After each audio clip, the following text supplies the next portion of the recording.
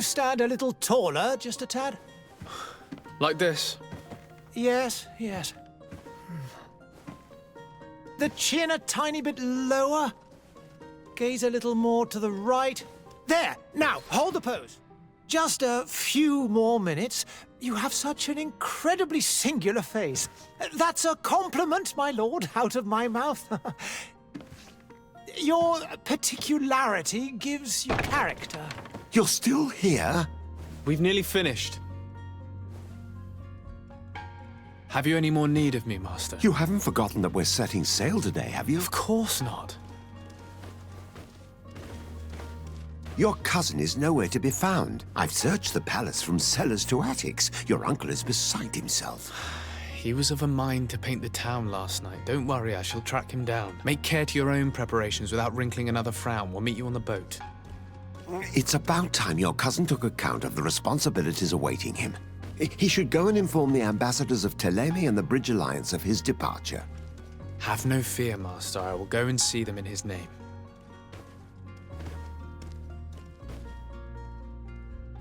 I beg your pardon, but urgent matters call me away. Might we finish all this later? Impossible, my lord. You are leaving with the tide, if what I've been told is correct. I am sorry, sir. Truly, I must be going.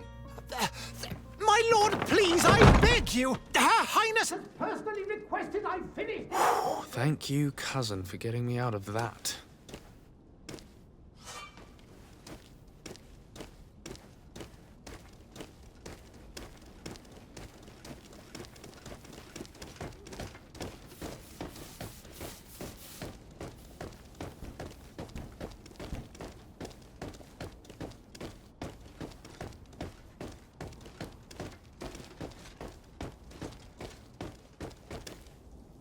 Hey! Green blood! Kurt. And so the day has finally come. My royal fledglings are leaving the nest. Accompanied by their most loyal and tenacious master of arms. As loyal as your gold. Oh, enough with the cold mercenary. I know you like us. Still hiding your men in the unsuspecting shadows of the greats of this world, I see. Hey, our blades are the only thing keeping you dainties alive. Ha! Kurt! I'm not in need of your protection. I'm no longer a child, you know. Is that so? Well, let's see. Fight with honor!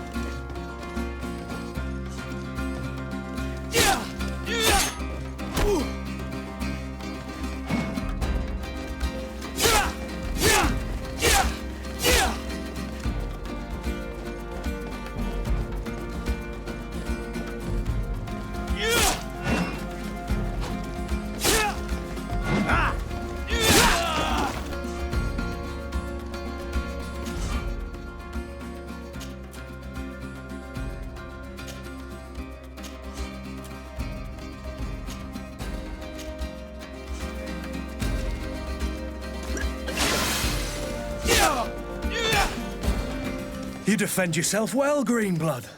One might think you had a proper master of arms. The best. You already training for your new post of legate? Don't tire yourself. Flattery'll get you nowhere. But for the fight, you have remembered your basics. Your performance just got you out of a final lesson. Unless you want to go through the paces again before we depart. No, thanks all the same. I've quite a few tasks to check off my list before we depart. And here you are already assuming your political functions. And in a hurry. Always too busy. Very well. If you ever want to go over your basics later, visit one of our barracks on the Isle. You'll always find a training partner to give you a friendly fight. I'll remember that. Thanks. Are your bags packed for the great departure? Yes, you know I get by with very little. You're not angry that I'm coming with you, I hope.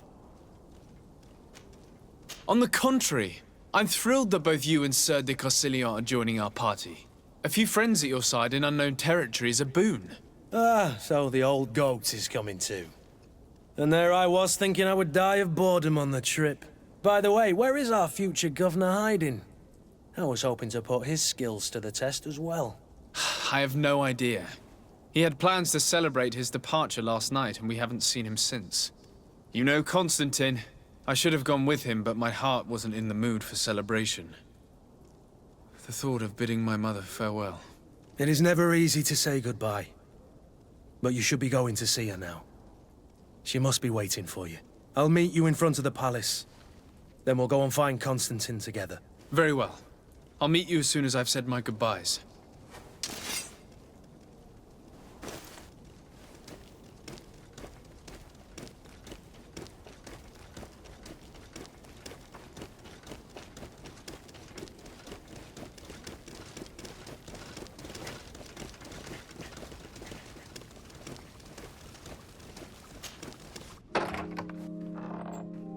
What is this?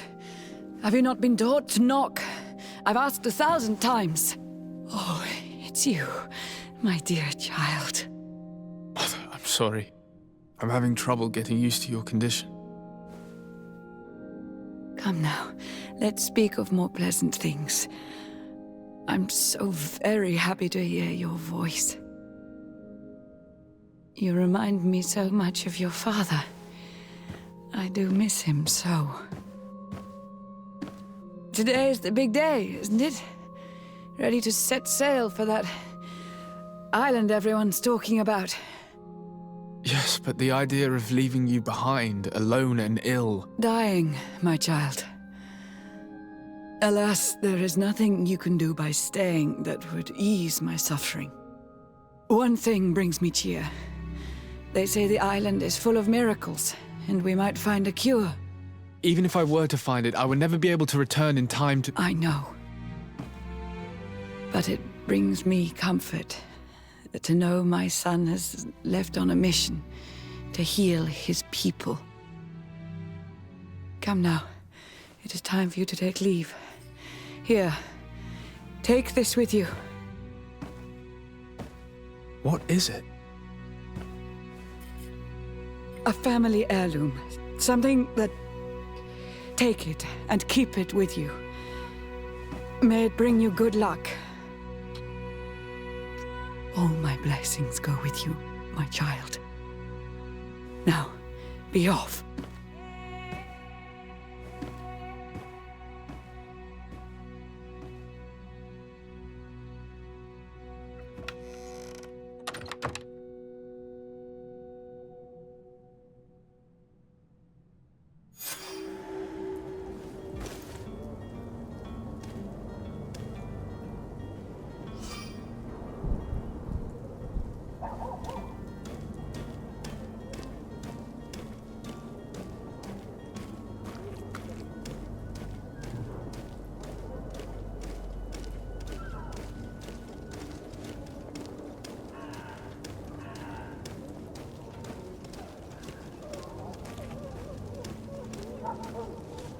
Kurt? It's done. Sorry, Greenblood. Look, we can see the masts of the ship that'll be taking us.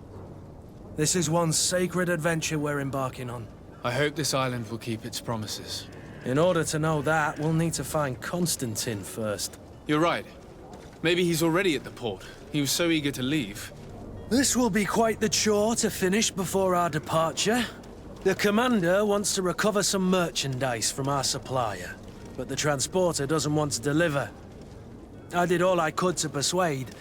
Nothing came of it. All the parliamenting fatigues me. But this is your domain. I wouldn't say no to a little help. Of course. Where is the supplier? In the lower boroughs, near the port. Right then. We'll put it on our list of visits.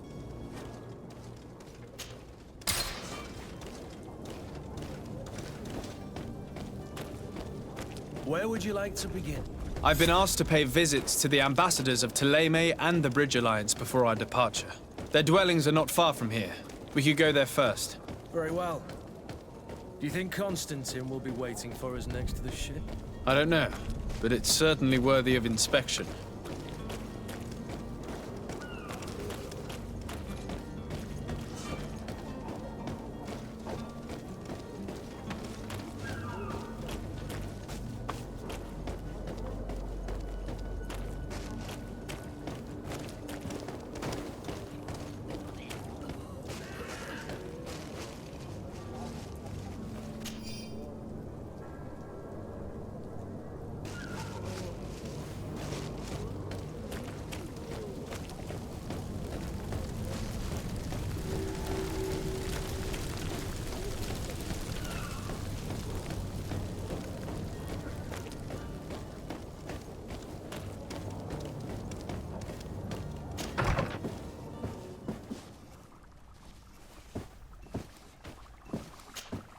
Your Excellency.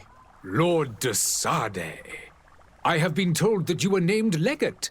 Congratulations.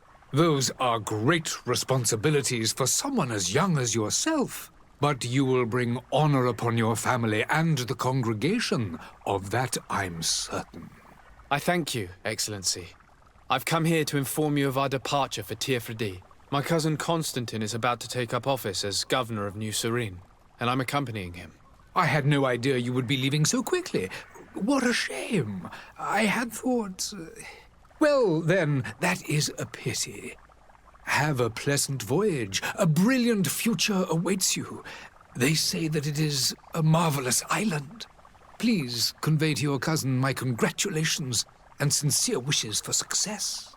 You seem slightly hesitant. Please, tell me what troubles you. A rather unscrupulous individual has been sowing trouble in Serene. A charlatan passing himself off as an alchemist. Do people actually give credence to these lies? Alas, yes. They snatch up his celebrated panacea. Remedies worse than the ill, believe me. As you can well imagine, alchemists are our pride.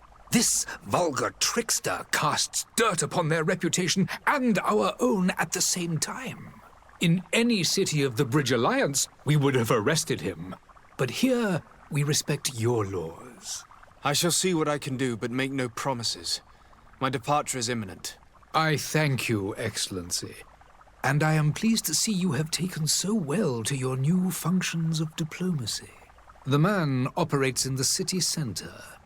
He is said to be clever and mean. Be careful. Would you be so kind as to tell me what you know about the Bridge Alliance? With pleasure. A legate needs to know the history and strengths of his allies. The alliance was sealed by several nations of the Bridge around 200 years ago. The greatest of our cities, Al-Sad, became the capital, and a council formed from the different nations now rules. This union was originally put into place to better resist the appetites for conquering our neighbors. But our ancestors quickly realized that the union had also strengthened us economically and culturally. And of course, exchanges in knowledge were strongly encouraged from the outset. Today, it is by no means an overstatement to claim that the Bridge Alliance leads our world in science and exploration. Each day, we push the limits of our understanding further in each and every domain. Could you give me your understanding of the relations between the congregation and the Bridge? Our relations hang essentially on the quality of our trade and commerce. The exchanges are very profitable, especially on the cultural front. I will not hide from you that we have hoped you would join our number for quite some time. But your princes insist on maintaining a neutral stance between the congregation and the other nations on the continent. It is by all means a respectable position, even if it means you also trade with our enemies. The Bridge Alliance has been on Heretic for much longer than we have. What can you tell me? It is true that we founded Hikmet, our newest city, around 15 years ago now. Alas, I haven't been able to go there myself. I can only tell you what others have reported to me. It is a luxurious island. An enormous dead volcano thrones in its center. The vegetation is extremely varied, and the fauna wondrous.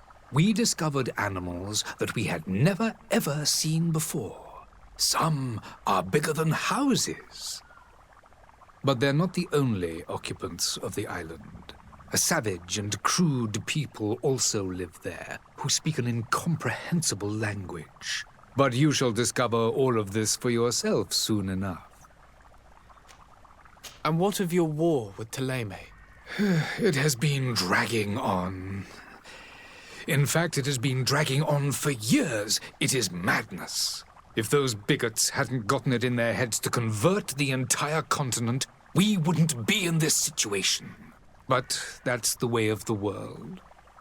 We shall not waver, whether here or on Heretic. Have you been fighting battles there as well? From what I've been told, Thélème has wisely and tastefully built their colony far from our city. Direct conflicts are, in fact, quite rare. But one day they will inevitably take place. I need to be going. Goodbye, Excellency. Goodbye, Lord de Sardet.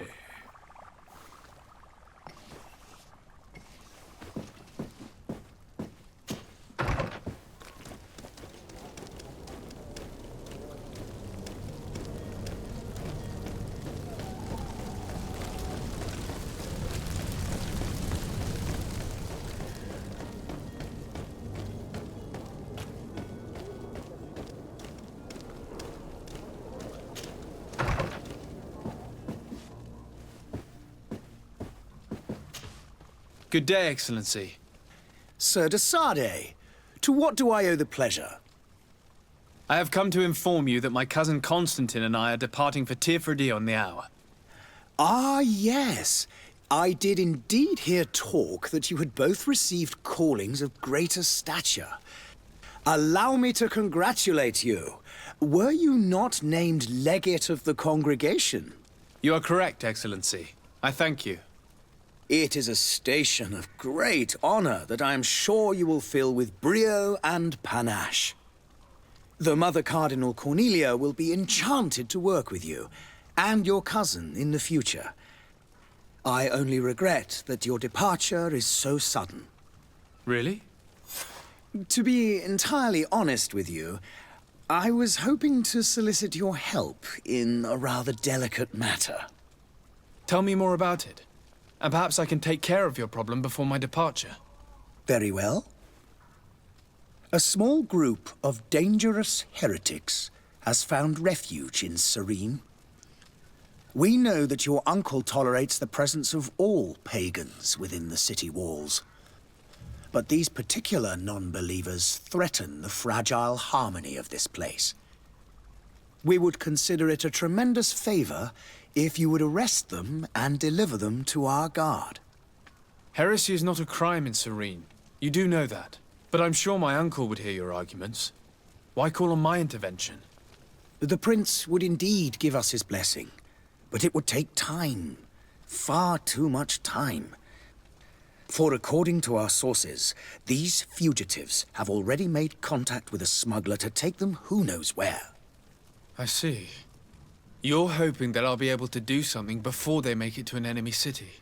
If your heretics are planning on boarding a ship, then they must be in the dockyards. I'll look into this and see what I can do. Could you tell me anything about Thélème? It would be a pleasure. As you already know, our glorious nation is guided by our faith. We follow the teachings of Matthias, our founder and greatest prophet, and give thanks each day to the Luminous for having gifted us magic. The high dignitaries of Thélème are at the same time our spiritual guides, advocates, and grand mages. I've heard say that dissensions have appeared recently in your nation. Ah, you must certainly be speaking about the debates that have divided the Ordo Luminous and the more political orders. The Lord Luminous has an extremely pure vision of our faith and applies the words of our saint very strictly. But other, more open-minded factions exist within our nation. They believe that a less rigid dialectic would attract souls more readily to our faith.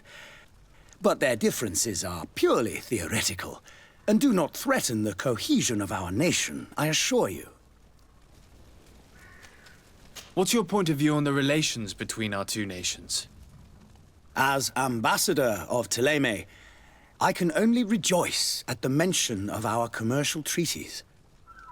We appreciate as well the welcome that your uncle gave to our missionaries. Thanks to your support, more and more believers wander your lands. The congregation is our most precious ally. To be perfectly honest, we have only two complaints. That heresy is tolerated, and that your treaties with the Bridge Alliance are maintained. How's Thélème faring on Teofredi? We built a marvelous city, San Mateus, on the western coast of the island. Did you know that certain historians believe that it might well have been the final resting place of our prophet? Our missionaries there are a multitude. Not a day passes without new islanders joining our sacred faith. Of course, there are certain pockets of resistance. There is talk of a demonic cult, disgusting creatures. But I am confident that the Ordo Luminous will be able to put an end to these horrors. And we have tremendous hopes that the entire native population will join our ranks.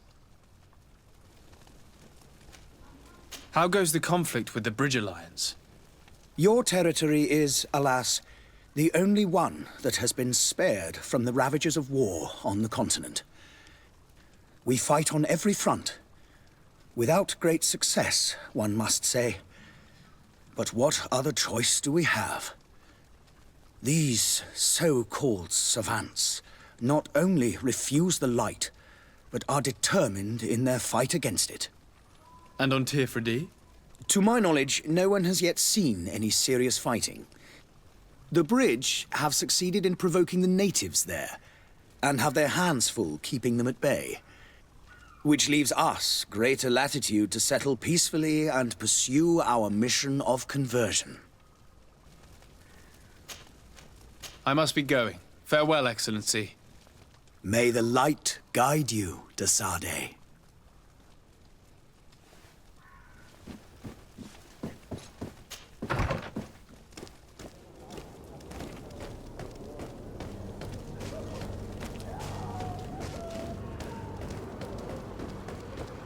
The merchant is there.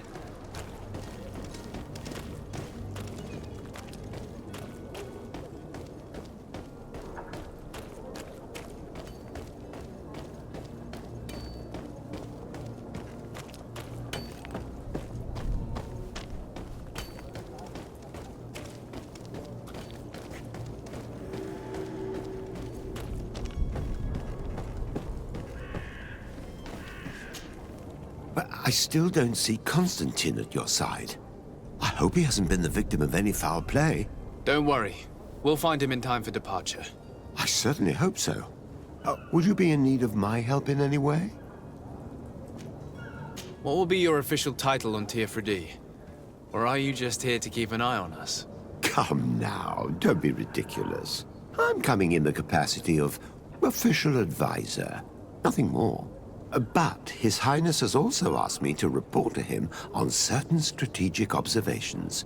I am therefore required to take note of all events, chart the island and its resources, but also obtain as much knowledge as possible concerning the more dangerous creatures of the island.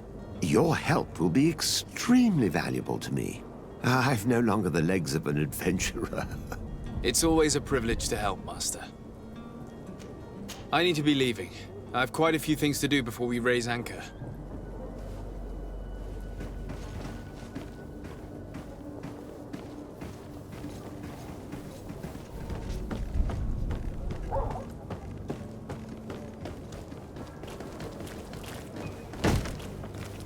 Lively there, lads and lasses! I promised the merchants and their prince we'd be off before the tide. You, man, carry that properly. That porcelain is worth more than your life. There are some children we'd been best to refuse. Captain Vasco. And you are? I'm de Sardet, the prince's nephew. If all is in order, we will soon be embarking on your boat. It's a ship, not a boat. Apologies. Apologies for my asking, but the young governor isn't with you. He didn't come home this morning. I need to find him before departure. I hope nothing's happened to him or he hasn't changed his mind. The tide does not wait. Perhaps he simply celebrated his imminent departure with a little too much enthusiasm. Is everything ready? We're short a crew member. The cabin boy is missing. But have no fear, we will leave without him if he does not present himself before the tide. Is he an important member of the crew? We don't need him for sailing or navigation. He's only a cabin boy. He must have simply had a bit too much to drink in celebrating his departure, like another I know. I doubt that. Jonas was never one to fancy drink. And it's been 2 days since last he was seen. No, I fear something bad has happened to him. Might I ask you, if you hear anything, could you report it to me?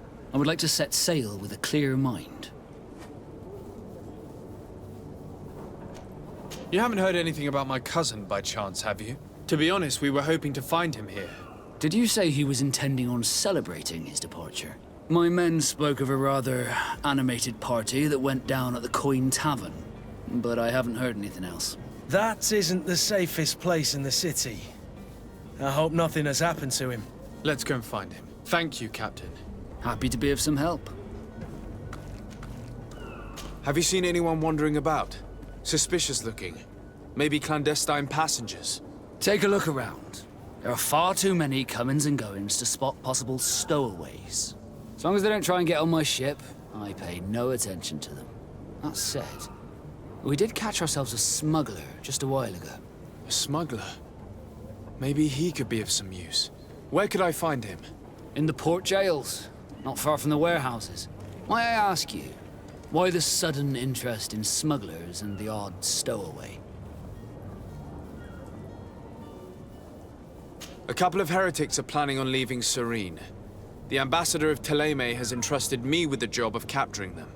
Happy to see that you trust me enough to seek my counsel in the affair. Just so happens that I heard someone talking about the couple. The Cardinal's men are far from discreet. They were making quite some ruckus, asking to search our warehouses. We, of course, refused entry. Only the Nauts have access. I'm sorry, Your Excellency, but I'm certain your potential stowaways aren't far. But we won't allow you to make a search to grab them. Not officially, at least. What do you mean?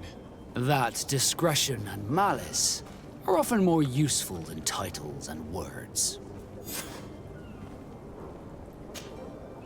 Could you tell me a little about your guild? We are masters of the oceans. Our ships can sail where no others dare. Thanks to your magic, so I've heard. How do you become a Nord? Our magic, yes, that only the Nords master.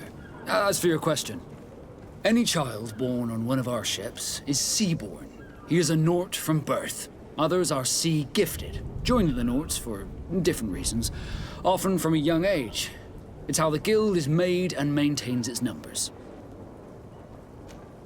Could you tell me anything about our destination? The island of Tirfredi? It is a magnificent place. Wild. Spared from your wars and your mines, for now. The natives have a relationship with their land and consider it sacred. They're a very friendly people, welcoming, that will appear to you strangely familiar. I've also heard that there are a great many exotic creatures, some enormous. But I wouldn't know what else to tell you. I've never strayed far from the ports. What do you think of our port? Are you referring to this one? It is the biggest high seas port on the continent. Thanks to your prince, even though it remains part of your city, it holds a particular status for us Nords. Certain zones are owned completely by us, and maritime law holds office. It's a good port. Were it not for the Malachor, it would be a pleasant place to dock. When did you see your cabin boy for the last time? It's been 2 days since I've had any news at all. It wasn't out of the ordinary until this morning. My men have free shore leave when we're at dock. But the day of departure, every able-bodied sailor must be present on the ship. Does the boy know anyone in Serene? Other than fellow Nords, you mean? I don't think so, but it's difficult to be sure. This Jonas, does he have any close friends amongst the crew? In tradition, we are all members of the same family. But yes, there would be Flavio and Lauro. Might I have a word with them? As you wish. You'll find them over there, in port. Be back soon, Captain.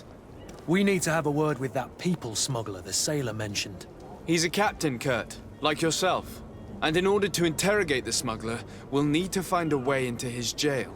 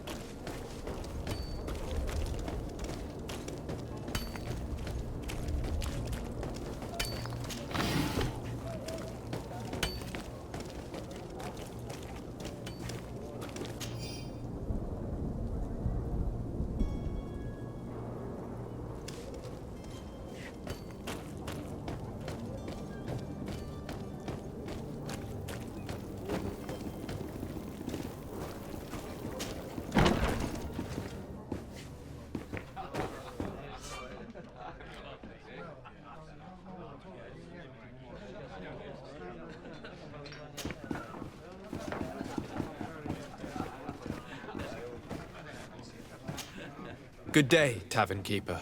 Good day to you. What is your pleasure?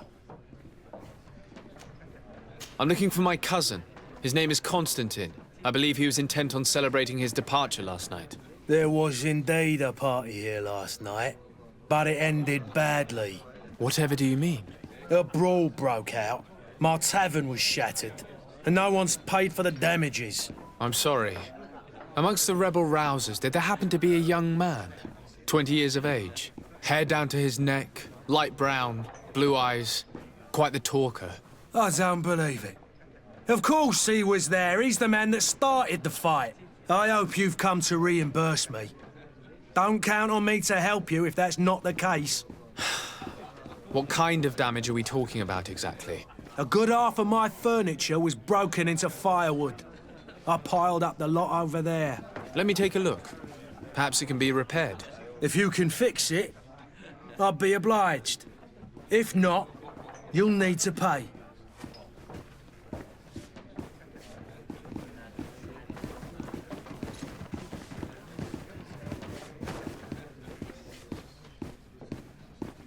The furniture is in terrible condition.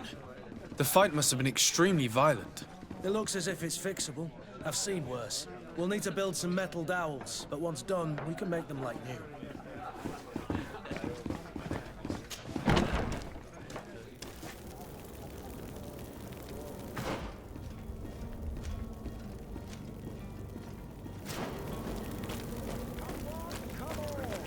Citizens of Serene, come to me.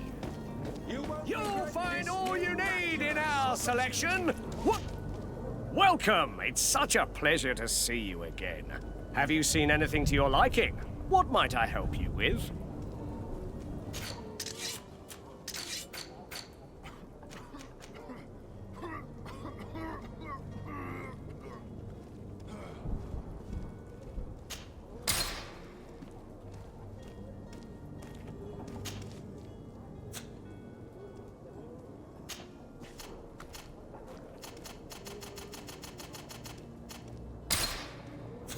Thank you for your visit. See you soon.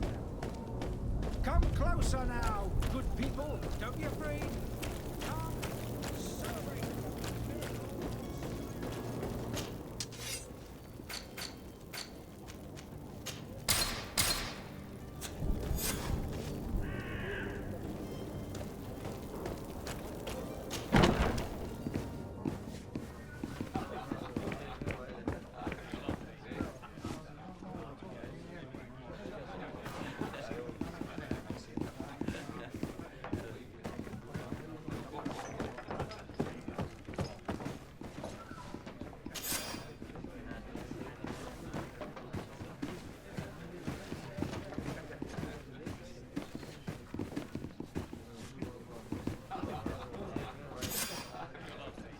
And there you have it. You'd never guess they were once broken.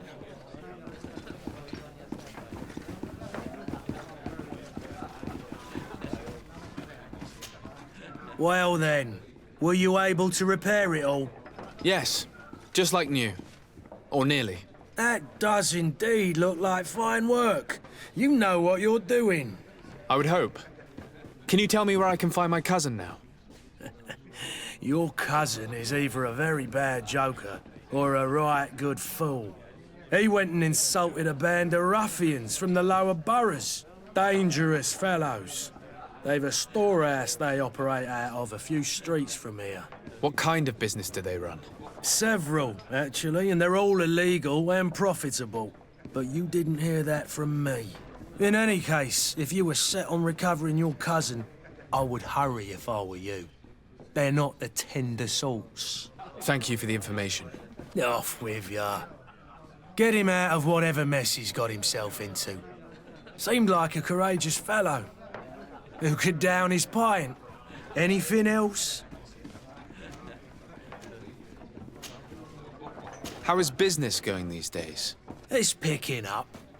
We've not seen many new customers, but of late things are looking better. The Malicor and the neighbouring wars have dampened commerce. The epidemic still rages, but the possibility of finding a cure on that island has given people something to hope for. Now that we have a city there, quite a few seafarers come by to spend their wages. Has the Malicor really put a damper on your business? More than a damper. They were soaked. When the sickness began to spread, a wave of panic followed in its wake. People stopped going out of their homes. They were afraid. I was close to closing shop, I tell you. And then, thankfully, the alchemists of the bridge said that you couldn't just catch it like that. People were still distrustful, as is their nature, but they are leaving home again. It's a start. I also lost quite a few regular customers. Dead or too scared to venture back. Oh, but that's nothing new to you. The city would have sunk in the water if not for trade with the new isle. With all these sailors coming and going, you must have heard some stories about Tirfredi. Right. Even stories that my heaviest drinkers would have trouble believing. They say that man-trees live there. Dragons and gigantic creatures. Treasure abounds under every rock. And the source of eternal life is hidden somewhere there. Last night, some Nauts even told me they brought back one of those giant beasts into the port. Ah, but you know the kind. If you ask my opinion, the drink was fueling their imaginations.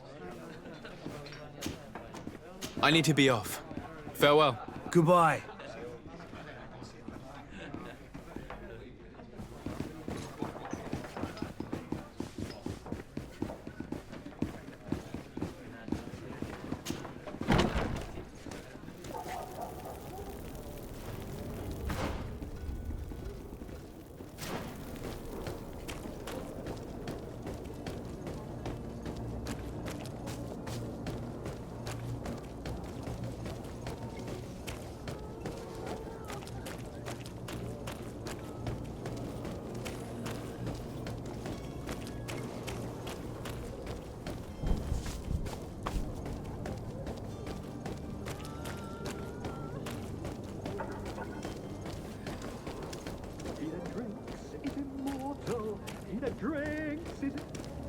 If you had any idea who I am...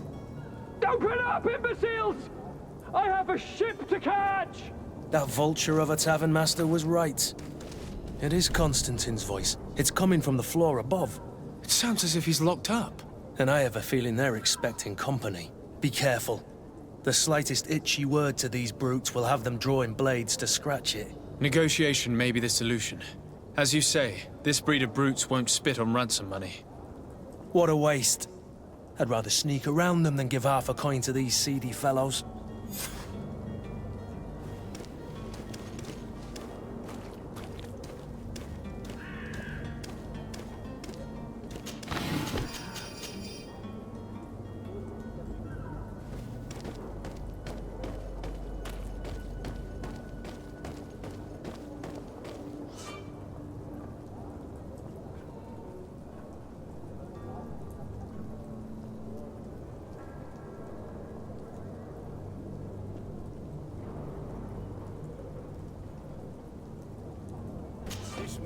gonna bring the guard out if he keeps shouting like that. We should have gotten rid of him.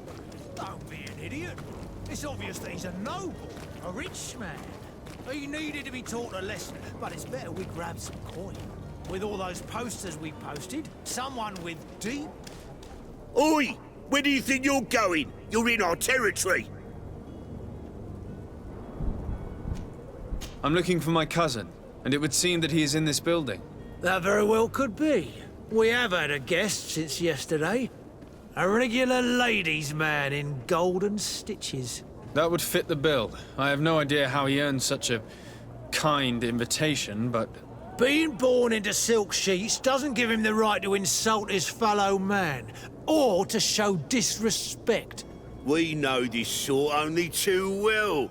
Used to everyone doing whatever he says. But they're always a lot friendlier having learned their little lesson. Isn't that right, Chief? That's right. But lessons have a price. So, if you want your drunkard back... That drunkard is the only son of Prince d'Orsay. I'm sure you know the punishment reserved for those who slight His Majesty. Shit! You are absolutely right, Chief. He's definitely rich and certainly a noble. Shut your trap, imbecile. You want to get us drawn and quartered?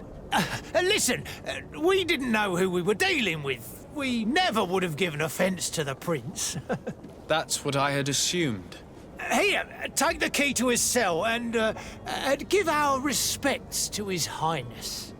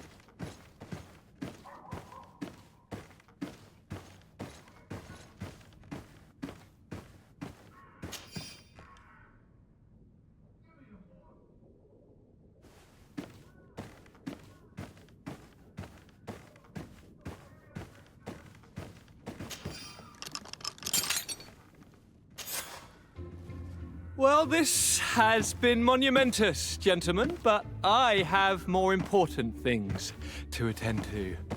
An island to govern, treaties to sign, riches to expedite, and a demanding father to impress! Constantine, it's me! My dear cousin! Oh, my lucky star! Always there to pull me out of my fires. Well, I do what I can. We're departing soon. Your father wasn't pleased by your absence this morning. Have you ever seen him happy about anything when it comes to me? You know what he thinks of me. He cares about you, I know that. He appointed you governor, didn't he? He is ridding himself of a source of constant disappointment. Enough said. Today we set sail for adventure. If you only knew how these river scum treated me. Do me a courtesy, good cousin. Now that we stand boldly alongside the brave Kurt, let's give them their money's worth. Sorry, Constantine, but we drove a hard bargain to get you out of their grasp. I don't intend to... Bargain? Don't tell me that you paid them a ransom. Oh well. What is done is done. A mighty vessel awaits us. And a tremendous adventure.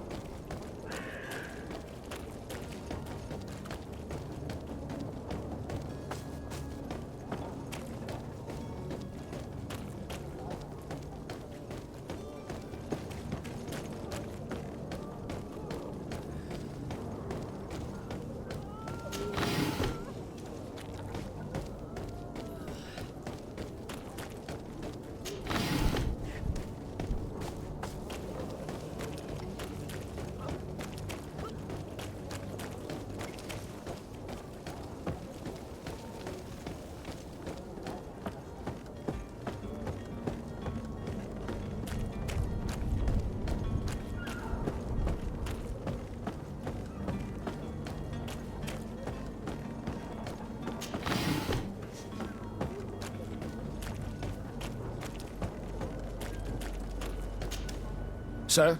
Constantine d'Orsay, future governor of Tirfredi. I'm enchanted, Captain. I am eager to board your ship. Enchanted as well, Your Highness. I hope you enjoy your voyage. Are you ready? Can we weigh anchor? We should be able to set sail with the tide, as agreed upon. I'm still without news of my cabin boy, but we will have to do without. Be back soon, Captain.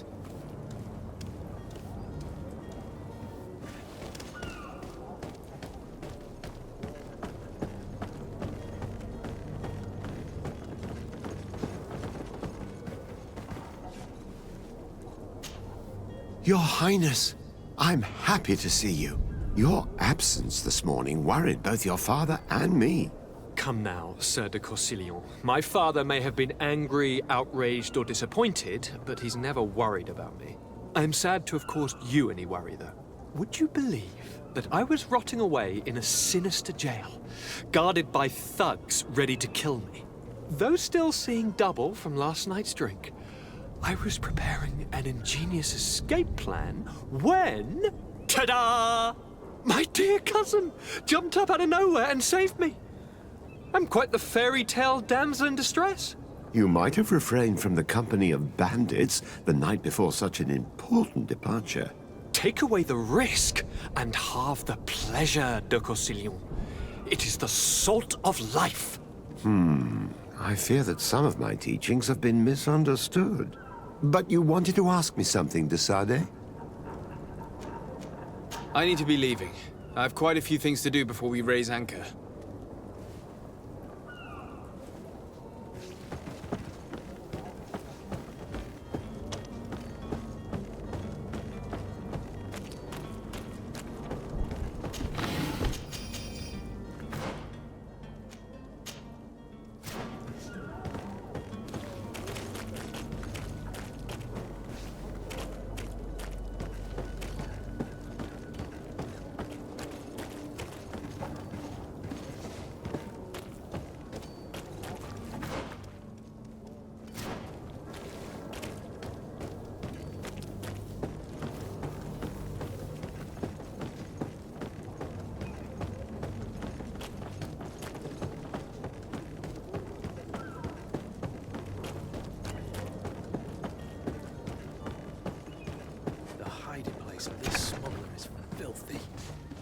But perhaps we'll discover some useful information.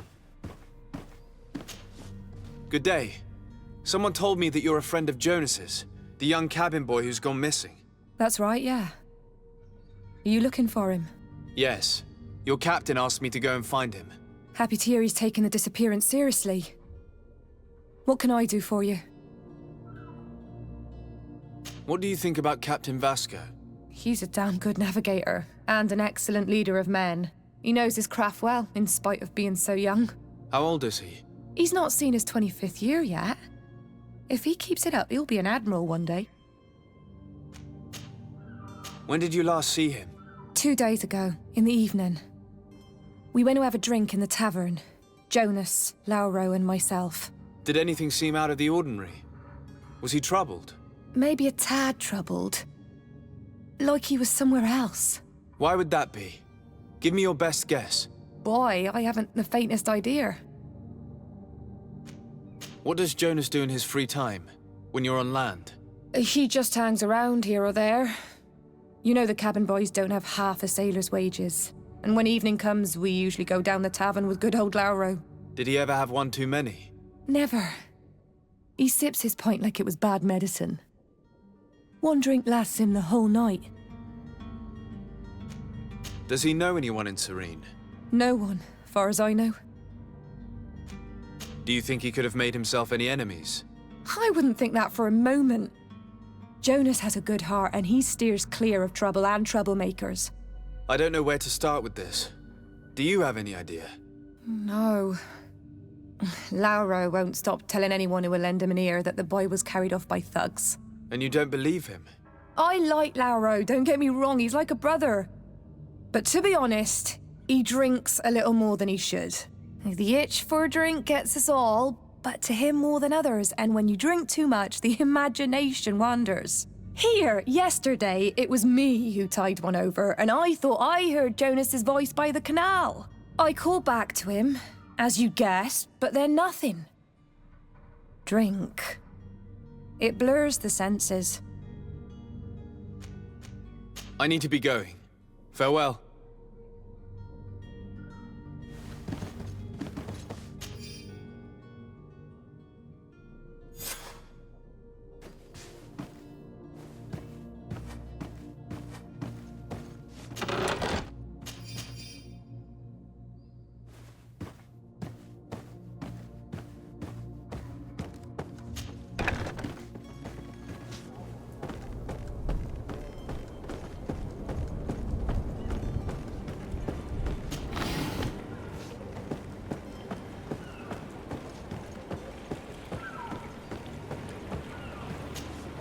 Good day, sailor.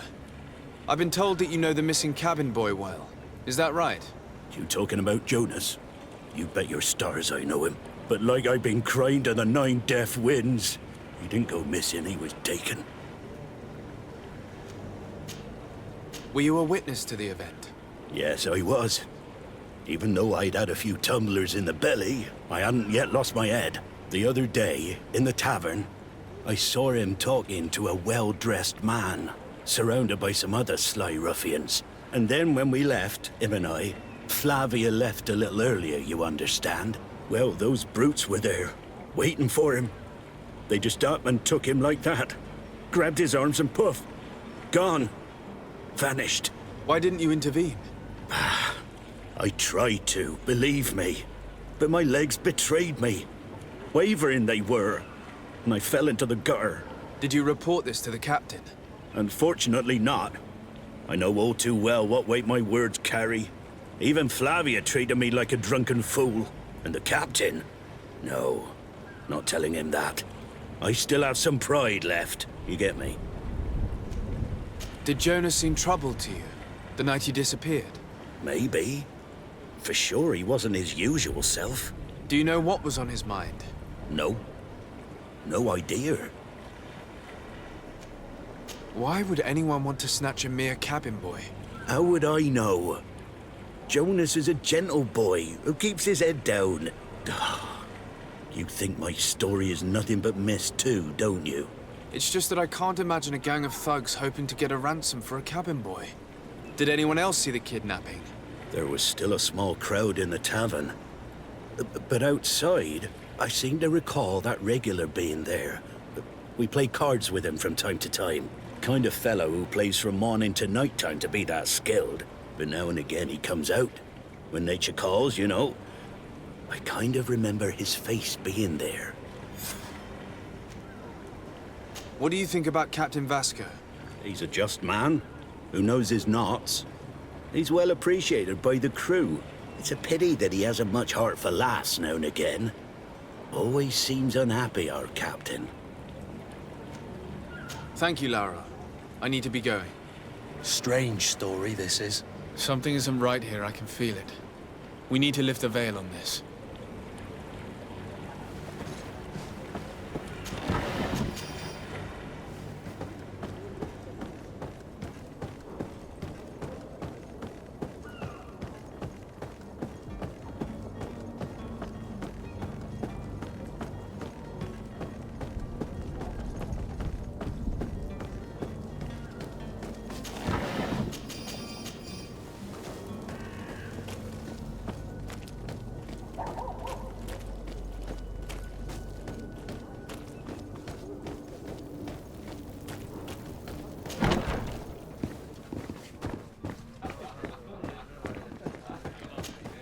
Tavern keeper. I see you're back. Can I pour you something this time? I'm looking for a Naut. A young cabin boy who's been missing roll call for 2 days now. A Naut, you say? That's not a lot to go on. There are quite a few that come to my tavern. According to one of his fellows, he would have been taken right here. A kidnapping? In my establishment? You surely jest. Or at least I hope you do. I would have noticed. That doesn't hold water. Someone told me about one of your faithful clients. A big gambler, it would seem. I see. An able-bodied man. Passes his time lightening the pouches of sailors coming through. Where might I find him at this time? Here? He would never give away his chair at his table. Anything else? I need to be off. Farewell. Goodbye.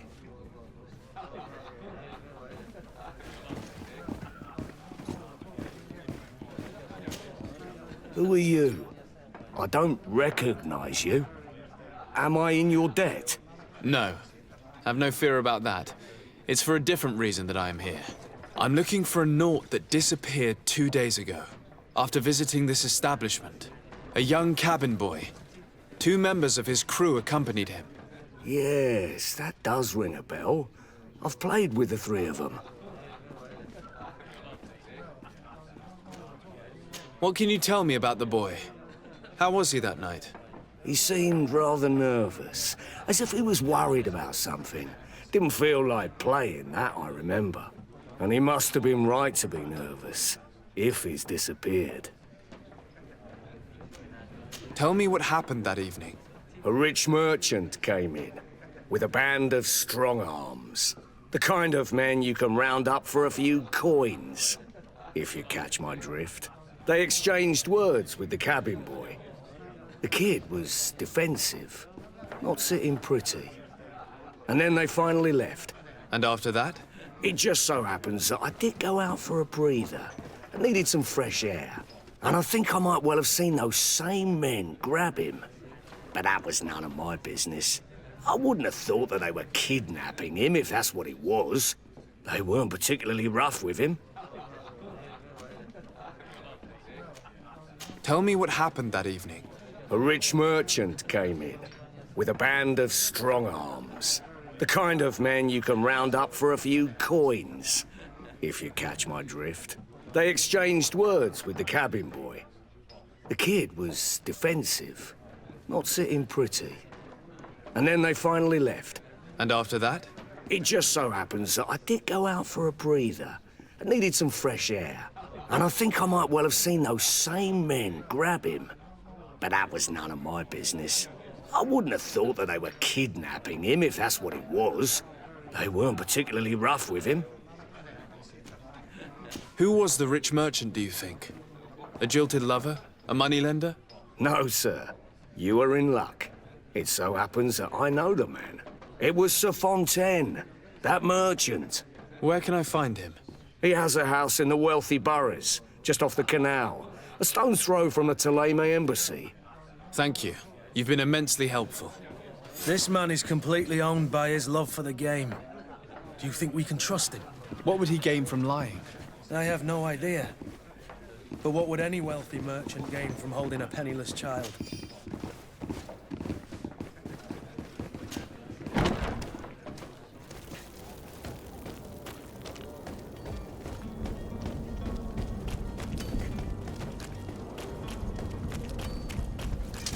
To my help! And death to the others!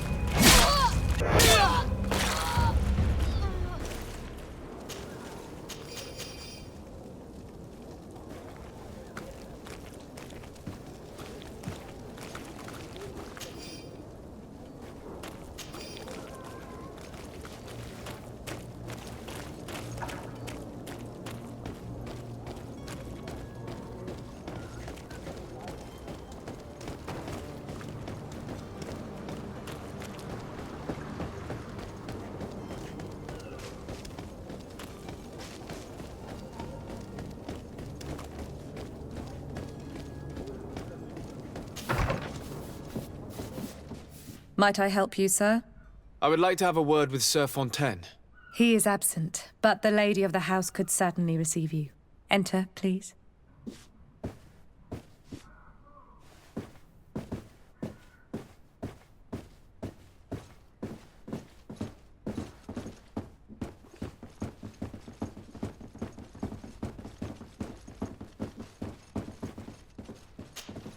Oh, I know you.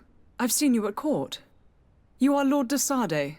And to what do I owe the honor of your visit, Excellency? I would like to have a word with your husband. He is not here, but perhaps I could be of help. It concerns a delicate matter. We're looking for a missing cabin boy. According to witnesses, he had an argument with your husband before being taken. I see.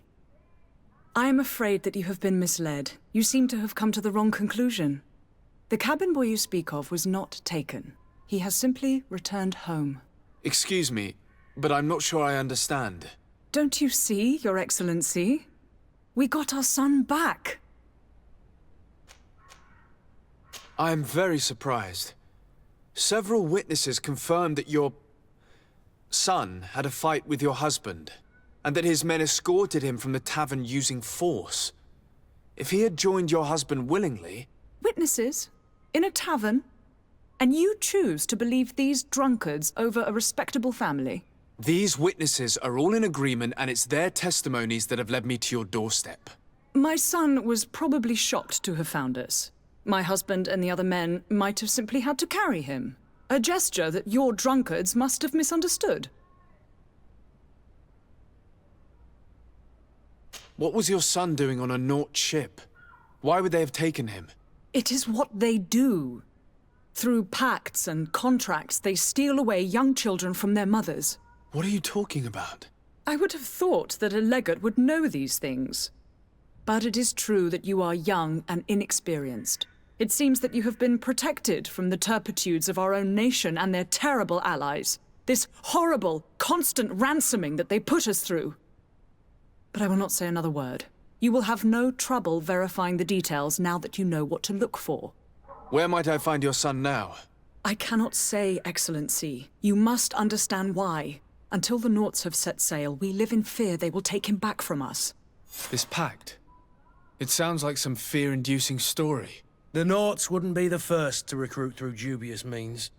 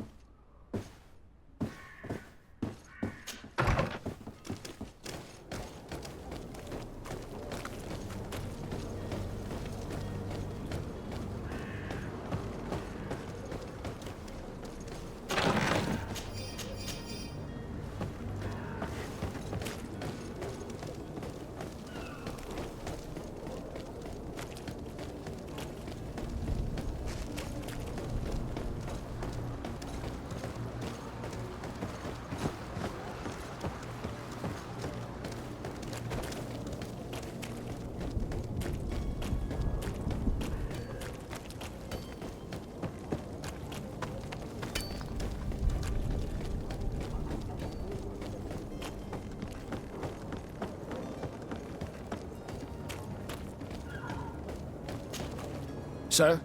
Are you ready? Can we weigh anchor? We should be able to set sail with the tide, as agreed upon.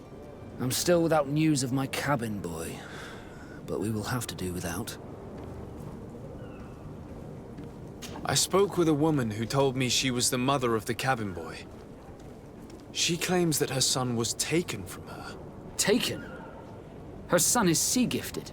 His parents were required to give him up, to honor the terms of a contract. A contract? But what kind of contract are we speaking of? A commercial contract. In exchange for services rendered by the Nauts, some families cede more than gold. In some cases, nations even trade some of their subjects before they're born. I wouldn't be able to tell you the condition of Jonas's contract. I didn't even know he was originally from Serene. But what I can tell you is the young man hasn't seen his parents since he was a small child.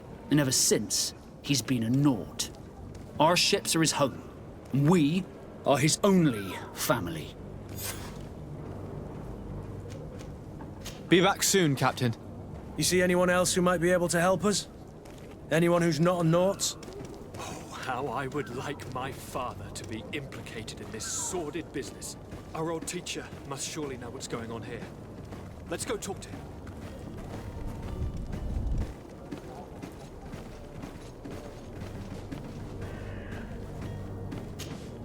Yes? Well, how can your old professor be of service to you?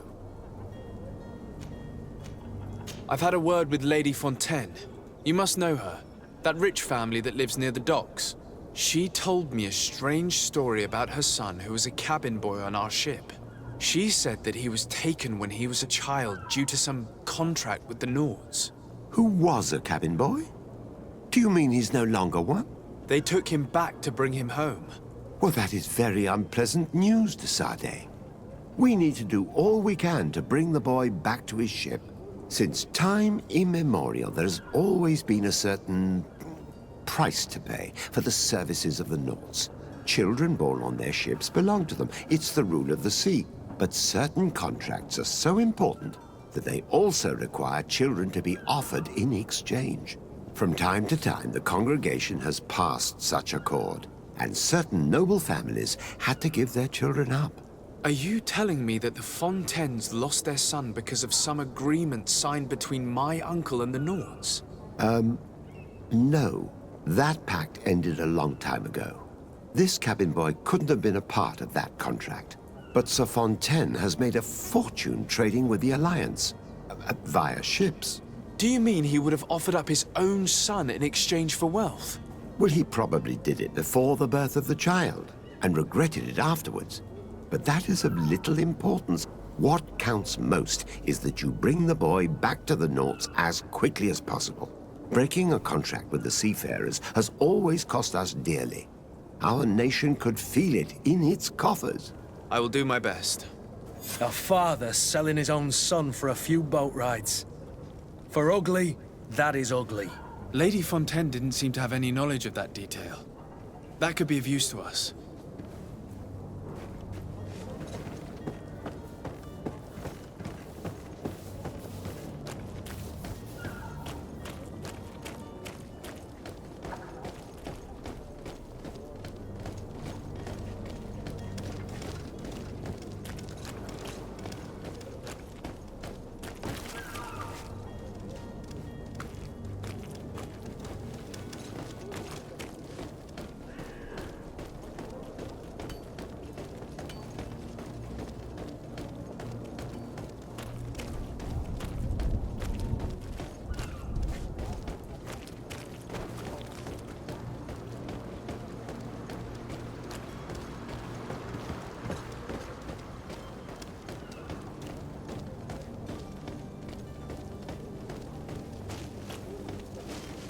Sire, I'm sorry. I'm afraid that I won't make for good company.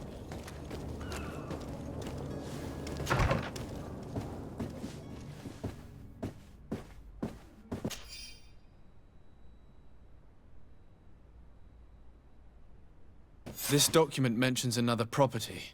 A warehouse. That would be a great place to hide. Shall we take a peek?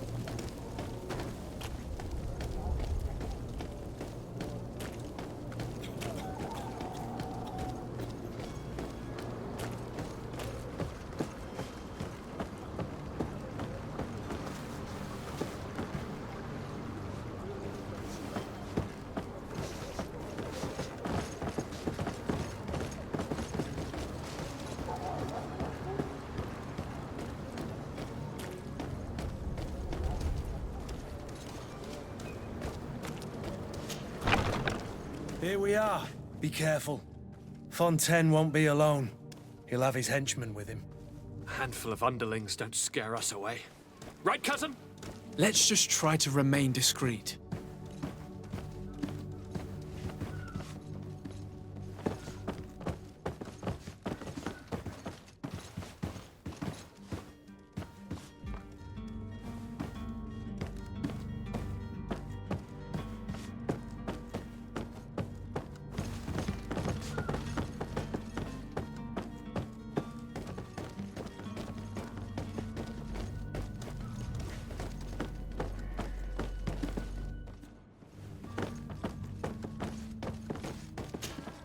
Sir Sardet, what are you doing here? I've come looking for your son. The Nauts are worried about his disappearance. Those Nauts took him from us, but now we've got him back, and he'll be staying with us. Would you be so kind as to hear what I have to say, Sir Fontaine? You've taken your son against his will and have him locked up like merchandise in a warehouse. Is that what you call being a good father? If I hadn't taken him back, he would have been hauled off on one of the cursed ships. If that's what he wants, then why would you want to stop him? For his mother. She misses him so. But in the end, you may be right. My boy has changed. He hasn't spoken a word to me since we've been in this precarious predicament. Very well. Take the key and take him away. Cursed be the day I delivered my son unto the Nauts. All children leave the nest one day or another, sir. Farewell.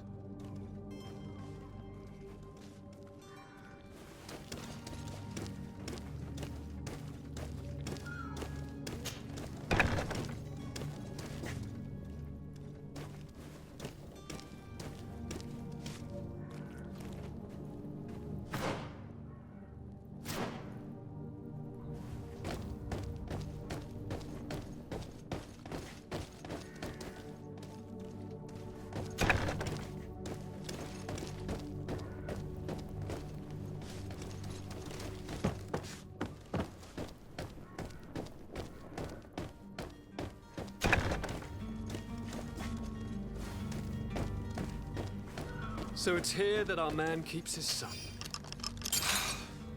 Abusive fathers.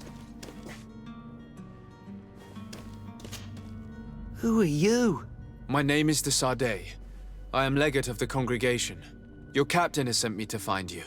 And were you able to convince my father to allow me to go free? Yes. Even if I had to bend his arm a little. That doesn't surprise me. He seemed to have no intention of changing his mind. I feel more sorry for my mother. She seemed so sweet and happy to see me. You don't seem to be all that close to your parents. I hadn't seen them since I was 5 years old. I barely remember them. They find me, capture me, and lock me up in this warehouse. Hard to grow close after all that. My family is the Nauts. I am sorry for my parents, but that is the way of it now. Can I go home? Yes. You should still go and say farewell to your mother. Then find your way to the ship. I'll see you there.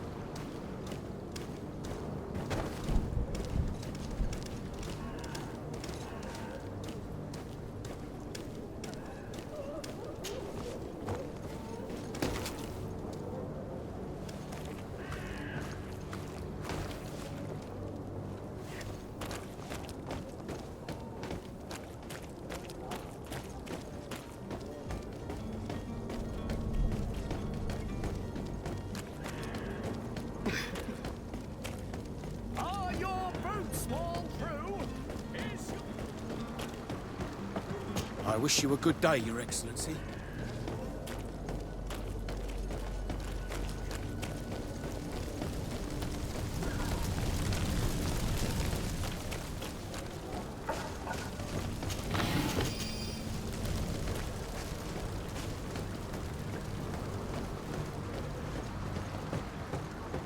Come one, come all. Citizens of Serene, come to me. You won't... Citizens, I present to you Panacea, the absolute cure of everything. Toothache, stomach ailment, and even an open wound. This potion heals all of that. And more still, this little phial is the product of years of research and intensive labor. I hear you asking if this remedy can heal one from the Malachor. Alas, not yet. But your question is legitimate. I am so close to finding the cure. But the Malachor isn't the only ailment causing you to suffer. Not true? Then don't miss out on this chance and give yourself a healthy and energized life. Rejoice! A phial only costs a few coins, and well worth it to make your life shiny and new again. Does it really heal everything, your potion? Everything. Absolutely everything. Except the Malachor, of course. That being said, it is known that those in top health resist the Malachor best of all. Then don't throw away this chance. Think of all the pains that this potion could help you avoid. You are right. It's a deal. I'm gonna take two. There's a man that knows a good deal when he sees one. Hurry now. There won't be enough for everyone. There he is. He's our man, no doubt. His speech is well polished. I even feel like buying some. And if we had a word with him? I wonder if he'll serve us the same routine. Ah, you're finally tempted. In all honesty, I haven't made up my mind yet. I want to be certain that I'm not dealing with a charlatan. In this day and age, I can't blame you. What might I do to convince you? Are there any nasty side effects with this remedy of yours? There are none. You will feel nothing but an intense sense of well-being. Will you drink one of your potions to prove your good faith? Of course. I take a little sip every morning. But, as I'm in perfect health, you won't be able to verify the improvement in my condition. But, if it helps you make up your mind, give me just a moment. There now. As you see, I am still in excellent condition. Come on now, I saw you take that vial out of your pocket. Nothing proves that it's the same potion that you sell to your clients. As a man of science, I consider skepticism a remarkable quality. But in your case, it is not skepticism, but blindness. We need to steal one of these potions and force him to drink it. Brilliant idea, Kurt. Let's take a look at his cart.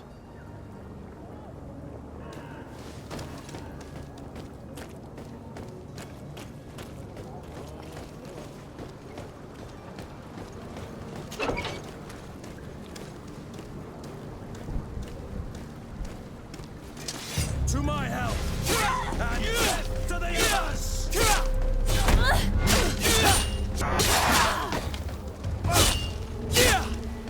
Move away! Things are about to get dicey!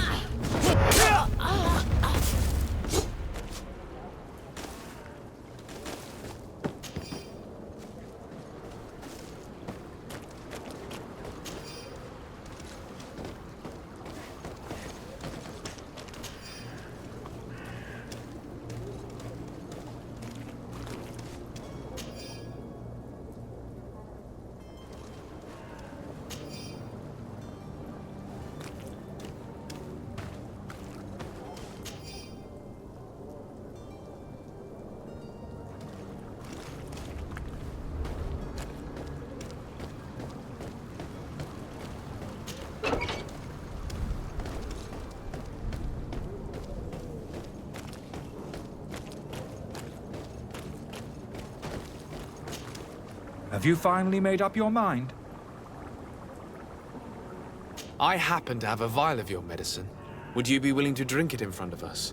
To prove that there is no risk? This bullying is trying my patience. I'm beginning to suspect that you might be working for a rival. You refuse to taste it? You might have put something in it to cause me harm or further disgrace. No, look. The vial is still sealed. It comes straight from your stock. And you dare challenge me when you have just admitted to being a thief? Come now. You can see for yourself that I'm gladly returning your vial, so that you might drink it in front of witnesses. This might help to dissipate my doubts, as well as those of these brave folk. Yes, no, you don't have the right! Damnation. He got away. He can't have gone far. Find him before his head ends up on a spike. Think back to the note that we found. We need to take a look at the tavern. He won't leave the city without his belongings.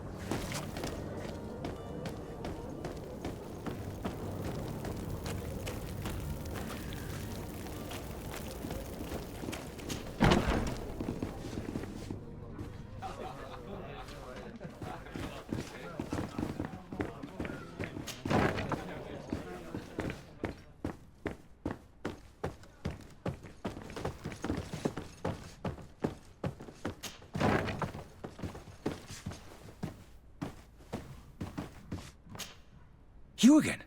What are you doing in my room? I'm not the only one that has found you. Have you seen the mob that is gathering in the street? I'm neither deaf nor blind. By the spheres. Why didn't I leave the city while there was still time? The Alliance ambassador is quite unsettled by your commerce, and he is the one who sent me. Sahin. Him again. Ruining my career wasn't enough for him. He's the very reason I had to leave the Alliance. And here I am, playing the part of the potion maker. Me, who was once a respected member of the Academy of Al-Sad. Dr. Sahin warned me that you were an imposter. That doesn't surprise me, coming from him. I was a master alchemist. I understand if you don't believe me after all that, but I have a number of documents to prove it. I would still be one if Sahin hadn't set off a chain of machinations to disgrace me. Why does Sahin bear you such hatred? I wasn't fortunate enough to oppose certain great minds of the Academy. To criticize their methodology. I saw them inflicting torture on sick prisoners, making them drink the most vile poisons. To find a remedy to the Malachor, they won't hesitate to kill. I could not keep my silence. It is for an act of courage that you fell from grace and earned Sahin's hatred. Are you not ashamed to have poisoned those poor souls? These potions are not harmful. That is to say that they don't contain any harmful ingredients. But you could just as easily produce real healing potions. So why don't you? You don't understand. I fled. But I haven't put a stop to my own research. This potion is an attempt to create in those who drink it a resistance to the Malachor. So you manipulate people to use as experimental fodder? That is completely unethical. I don't have a choice, but it does not harm them, I assure you. If this potion were inoffensive, then why wouldn't you drink it when I offered it to you? I ran tests on myself for such a long time that I ended up becoming intolerant to it. A small sip of this mixture provokes in me now a violent reaction. The mob would have been furious in any case, but a normal dose, I assure you, is without risk. Your methods don't seem so different than those of your colleagues. I don't torture people.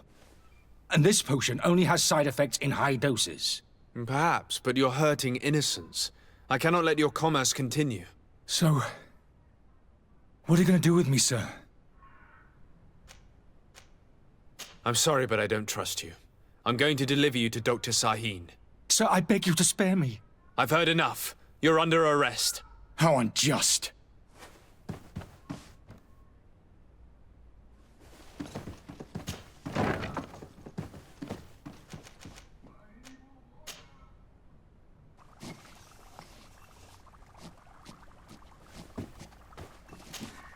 Your Excellency. Lord de Sardet. I tracked down your man near the coin guard barracks. Finally. Did you capture him? Let's just say I put an end to his activities. His reputation in Serene is forever tarnished. Matters turned out a little more complicated than anticipated. He is hiding in a room in the Coin Guard Tavern. Why didn't you have him arrested? Angry citizens have gathered round the building. They have sworn to avenge themselves after discovering his fraud. I decided it better to avoid the mob. But if you wish to capture him alive, I advise you hurry. Governor Buren will be happy to learn that a legate with great assiduity will soon be joining the island of Tirfredi. Thank you for your help, Excellency, and allow me to offer you this modest present for your voyage. I need to be going. Goodbye, Excellency. Goodbye, Lord de Sardet.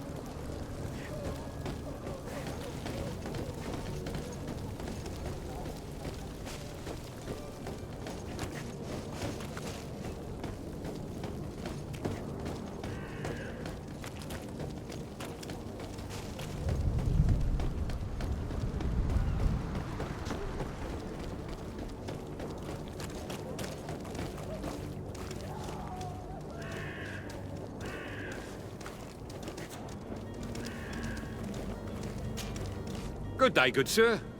How might I be of service? You can start by explaining to me why you refused to honor the orders agreed upon with the guard. There's been a misunderstanding, sir. Of course we're ready to honor the orders. In fact, I've already had a word with your master-at-arms. They're asking that we pay again. despite having already paid. It's just that the price has gone up since. I've nothing to do with it. This is inadmissible. If you agree on a sum, you need to honor that agreement. I'm sorry, sir. I'm just an agent. And I'm only obeying orders. Your master has apparently asked you to demand a second payment for this merchandise. That's right. He told me that their attendant seemed to be hiding something when he passed the order. And so he must have thought the guard would end up paying in the end, whatever he asked for. I'll be damned. And I'm the one they've sent to settle the affair. Sorry, Captain. It's nothing personal. I'm only following orders. Following orders? Yeah, we hear you. Makes one wonder which one of the two of us is a coin guard. Why don't we go and solicit other suppliers, Kurt? When we've already paid for the merchandise? If these thieves agreed to reimburse the original payment, it's what we'd do immediately. And do know, in the future, we won't be shopping with them. Well, I should think not. This whole story sounds suspicious and stinks of a scandal. You're demanding a second payment but refuse to reimburse the one that was already made. I'm not the one demanding nor refusing. It's my master. This stubborn fool is pushing me to madness. You understand now why I'm asking for your help? I don't think you understand who you're dealing with. Perhaps I failed to present myself properly. Lord de Sardet, nephew of the Prince d'Orsay and legate of the Congregation of Merchants. During our conversation, you explained to me that your master forced you to commit a crime. That's regrettable, especially as you will be considered his accomplice in extortion, theft. You know as well as I that the congregation does not tolerate such illegal activities. But I'm only obeying orders. That is a shame. Well, as orders are the only language you seem to understand, I order you to return the guard the merchandise, without delay. Unless you'd rather your master is hung and that you finish your days in prison. As you request, my lord. I shall go immediately and ask that these crates be delivered to the attendant. Now that's a wise decision. Thank you. I was beginning to think this would never end. You're certainly honoring your new title. Bravo! The quartermaster must be expecting us.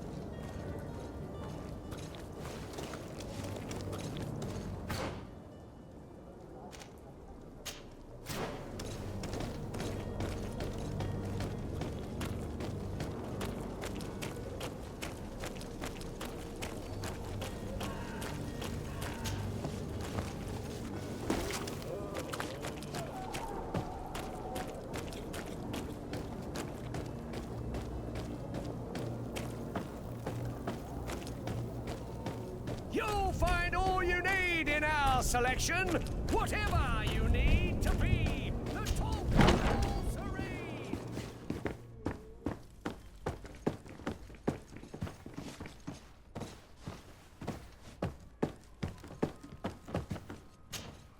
Sir de Sardet, I presume. It is an honor to make your acquaintance. Captain, you set sail soon. Have you seen to our little business? Yes. We were finally able to recover your merchandise. Excellent news. I'm afraid, though, that your mission isn't completely finished, Kurt. Blast me, I'm a captain, not an errand boy. The commander was quite explicit. Very well. What do I need to do? The merchandise that you obtained needs to be sent to Tier 4D as soon as possible. But the Port Authority formalities for shipping take an eternity to wade through. And we've already lost quite a bit of time with this dishonest merchant. Are you blatantly asking us to smuggle this merchandise and contraband? I would never ask you to do such a thing, Your Excellency. Ah, but you don't mind asking that of Kurt? Well, now, if he finds an alternative solution that is less, illegal, that would be fine. The method matters not. But this cargo must reach the Isle on the next ship. Marvelous. Well then, I await your return with utmost impatience. I'm certain you shall do what's required.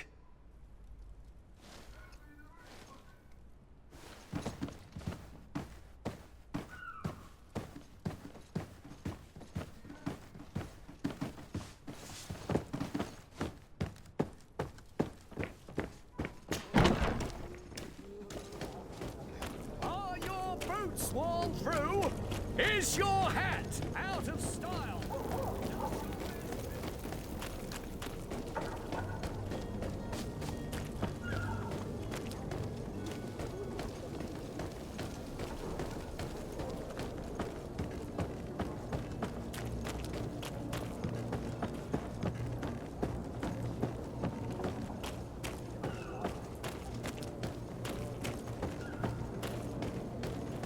Sir? Are you ready?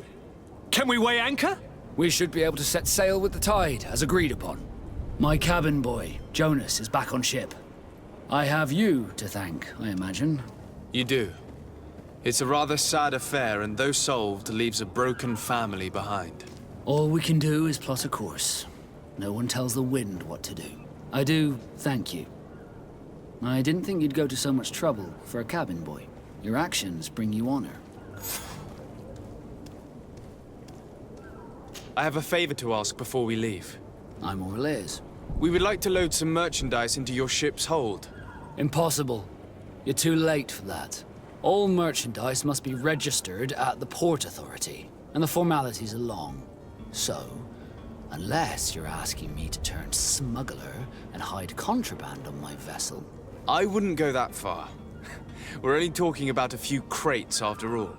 Well then, they'll have to wait. The next ship for New Serene leaves in a month. Hellfire. If that shipment doesn't leave today, the commander will have my hide. Captain, I understand your position, but isn't there some way we can get these crates on board? Listen here. I haven't forgotten what you did for our Jonas. I would gladly do you the favor, but my quartermaster is more stubborn than the tide. He is convinced that thugs want to use our vessel to bring who knows what aboard.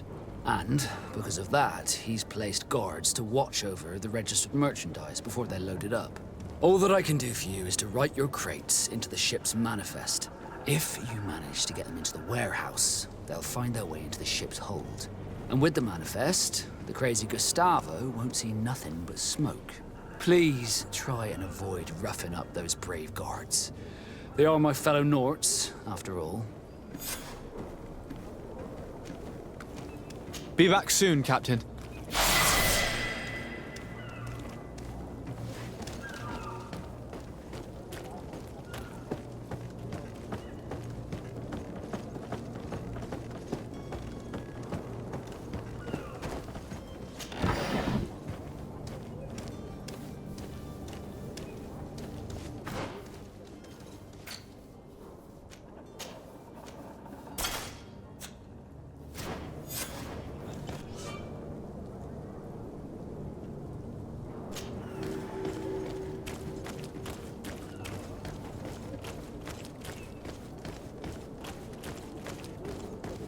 If you wore a Naut uniform and you were able to keep your mark hidden from them, they might let us in, unless we just offered them a drink. Hello? What can I do for you? We're the relay. You're dismissed. Finally! We were starting to grow moss. Courage, me hearties. The path is clear. We should notify the men. They need all the time they can get.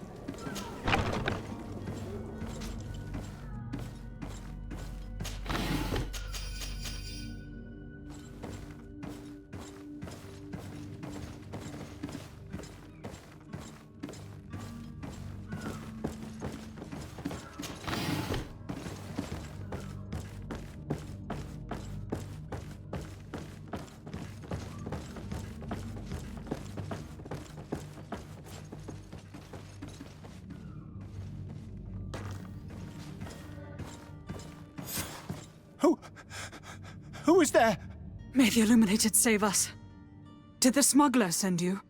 The man to which you are referring was arrested and thrown into prison, but revealed to me your hiding place. Oh, the traitor! Have you come to deliver us to the Inquisition, then? Please, please, have pity on our souls. We have committed no crime. We are not heretics. We are nothing more than historians. In that case, why is the ambassador of Thélème so concerned about your teachings?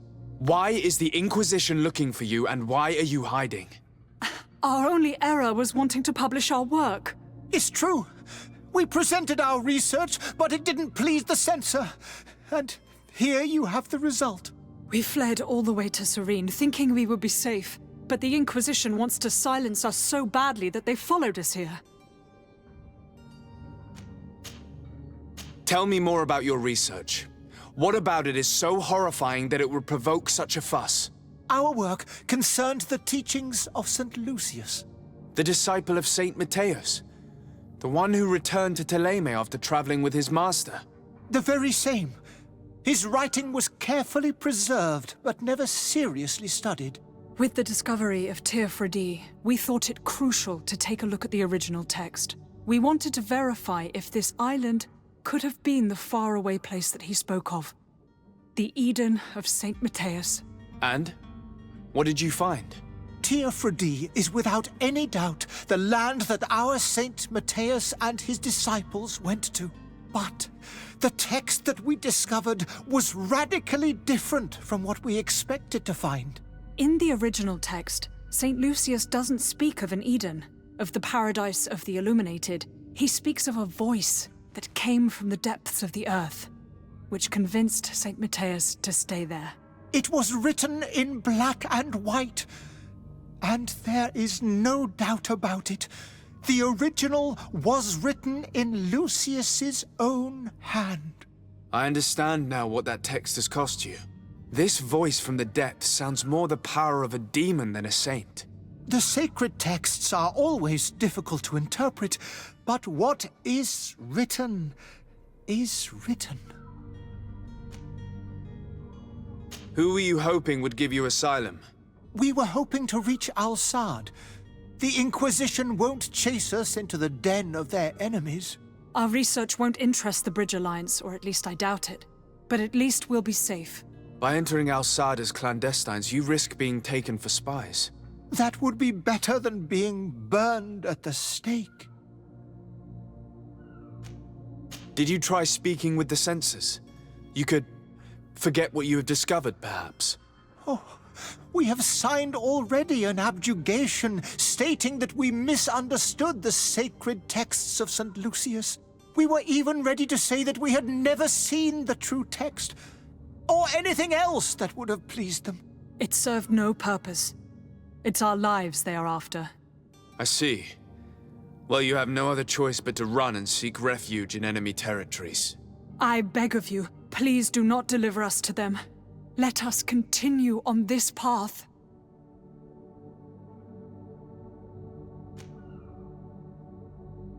I could have a word with the good Dr. Sahin, the ambassador of the Bridge Alliance. If he can be persuaded to offer you asylum, you would be saved. Your goodness honors you. May the Illuminated forever light your path. If I manage to convince the ambassador, you'll need to refrain from that sort of blessing. Stay here. I'll be back.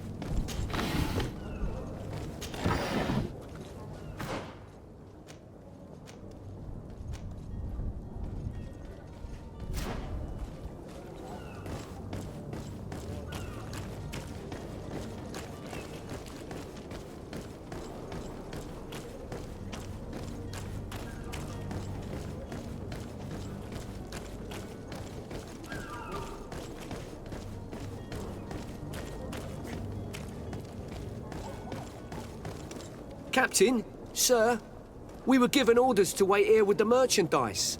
The way is clear. It's time to get going. Do your best to be quick and quiet about it. You won't have much time to move it. Don't you be worrying now. We're off. The warehouse is at the end to the right there. You can't miss it. Move out. Quick steps.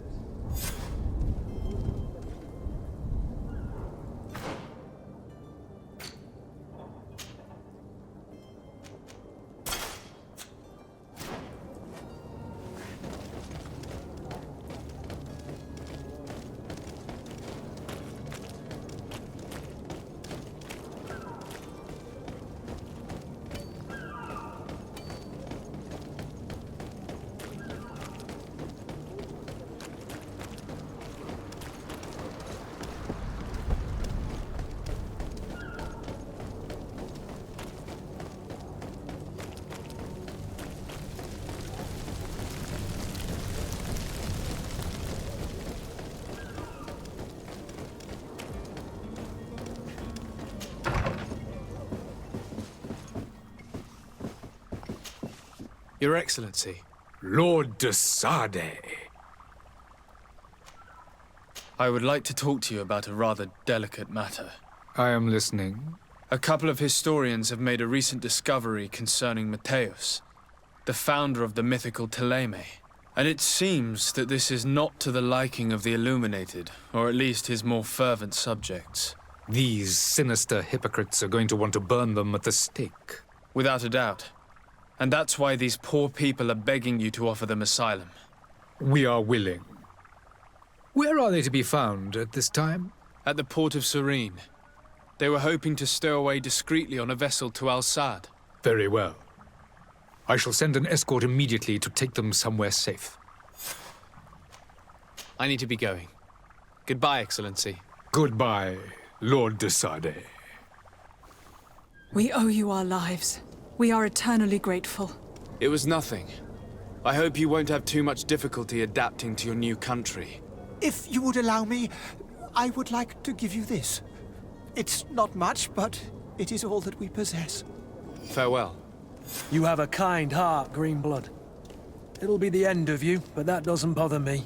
I wouldn't have wanted those poor buggers to end up on a burning pyre. It would seem that I'm not the only one with a tender heart.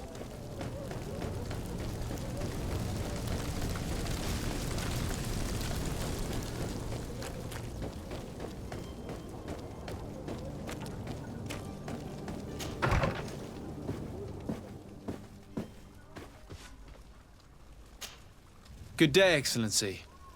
Sir de Sardet, to what do I owe the pleasure? It pains me to inform you that the heretics you seek have fled. Curse them! How could that possibly have happened? Alas, these renegades have found protection with the ambassador of the Bridge Alliance. I would not have been able to capture them without risking a diplomatic incident that my uncle would have condemned. The bridge. I thought as much. Those heretics have turned to them. But I had hoped that you might intervene quickly enough to stop them. It is truly regrettable. We have nothing else to do but pray that the Luminous might shield us from their lies. I must be going. Farewell, Excellency. May the light guide you, de Sardet.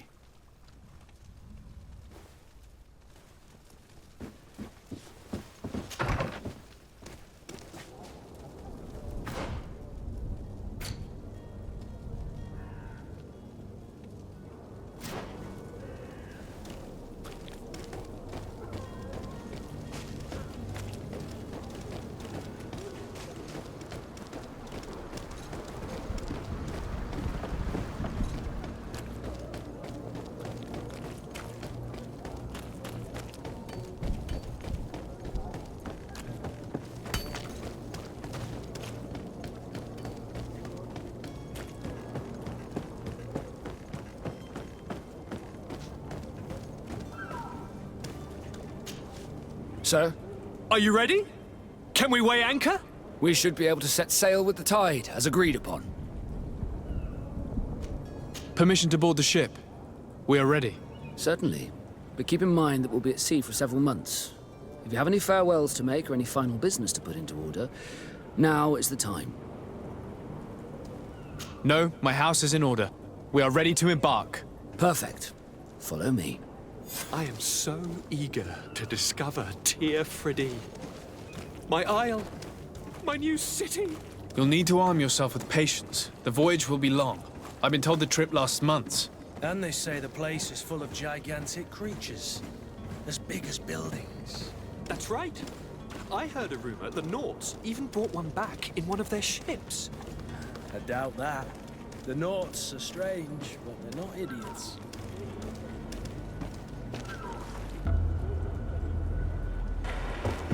The beast has awoken!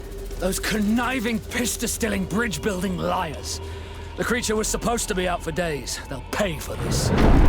What the hell manner of cargo are you transporting? Help! We need ropes! We must contain it! Help! Come now, let's lend them a hand.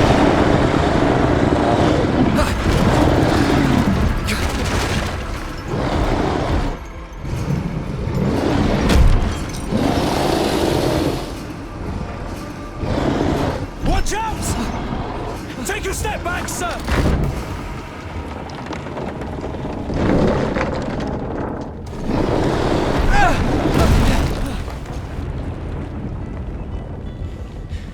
Kurt!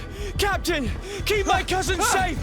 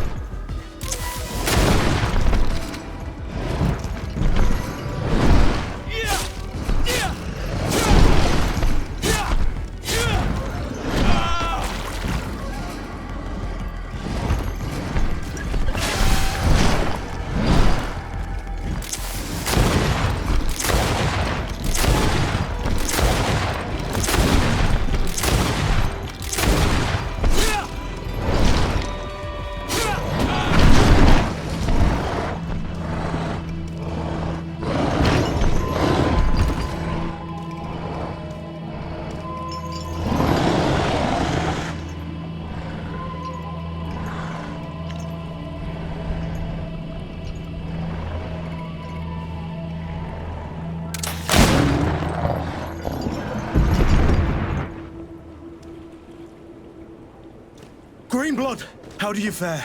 Fine, fine. It is dead. Are you wounded? I'm well. Your lessons have proven effective. I've never seen a beast this size. It's quite extraordinary. Cousin, what a fight. You were illustrious. I'm not of the same mind. I had the feeling it was already weakened. I did nothing more than finish it off. Your humility remains a constant. But believe me, that battle was absolutely epic.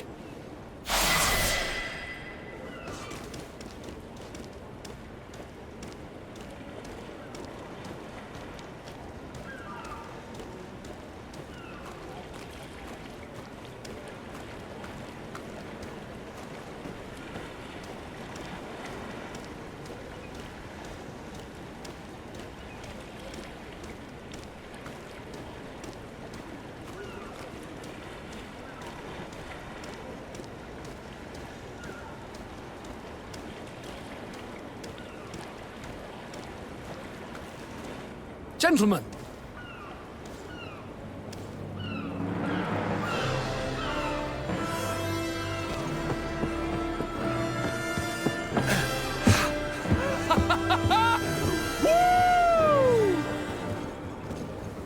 Your cousin's enthusiasm is most impressive. This journey is his long-awaited chance to prove his worth. He has a demanding father. More likely he's just happy to be free of this hornet's nest. I definitely know I am. That's certain.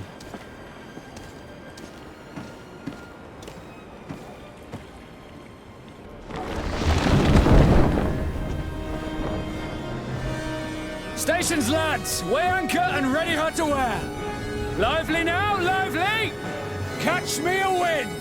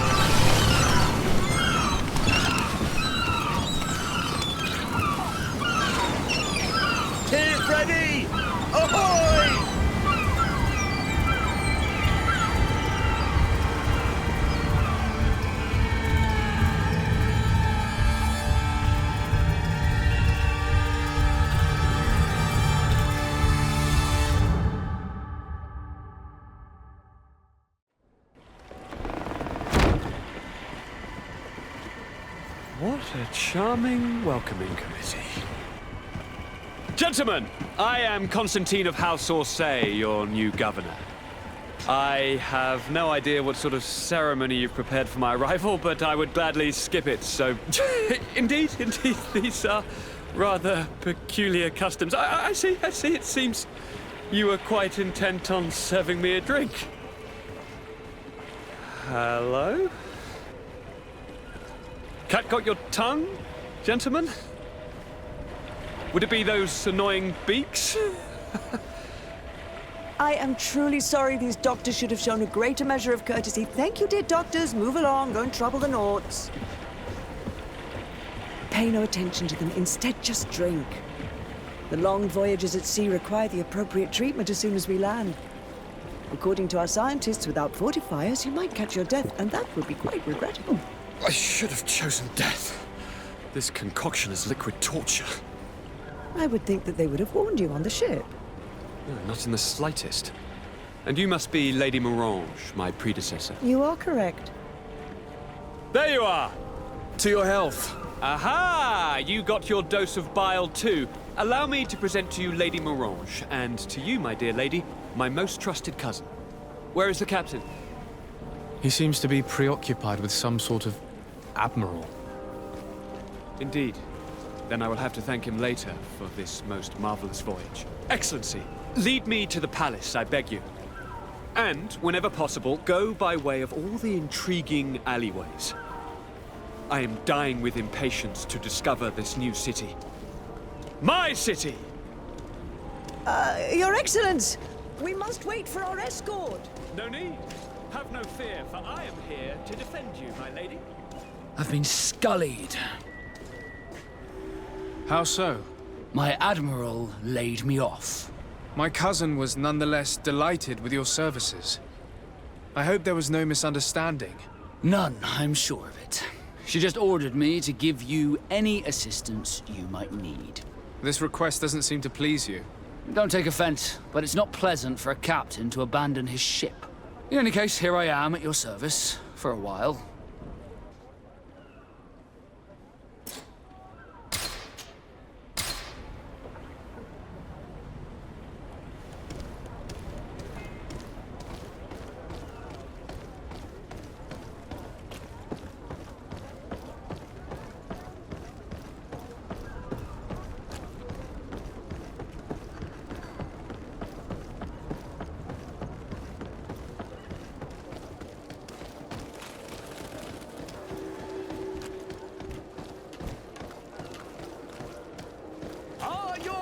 Sworn through is...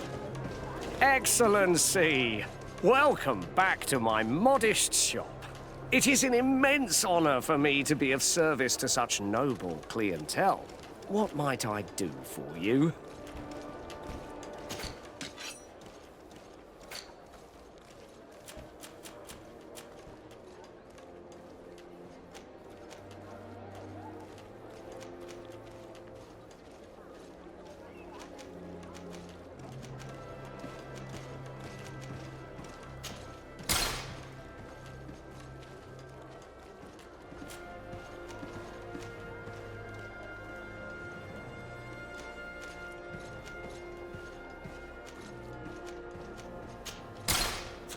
Thank you for your visit.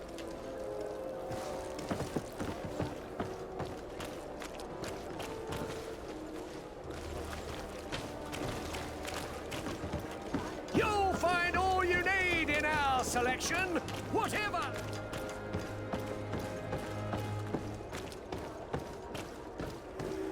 Come closer, good people. Liqueur and wine from the continent. Tia for Dio.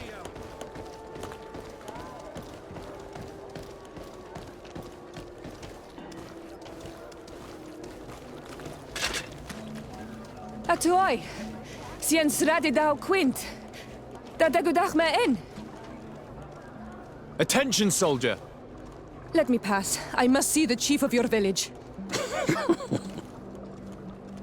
Whatever could be so funny?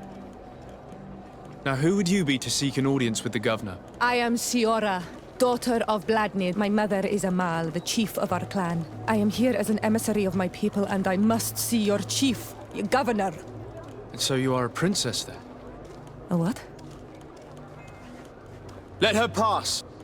Your Majesty, I shall present you to the governor. Come. Princess, Majesty, you are most confusing. But thank you for your help.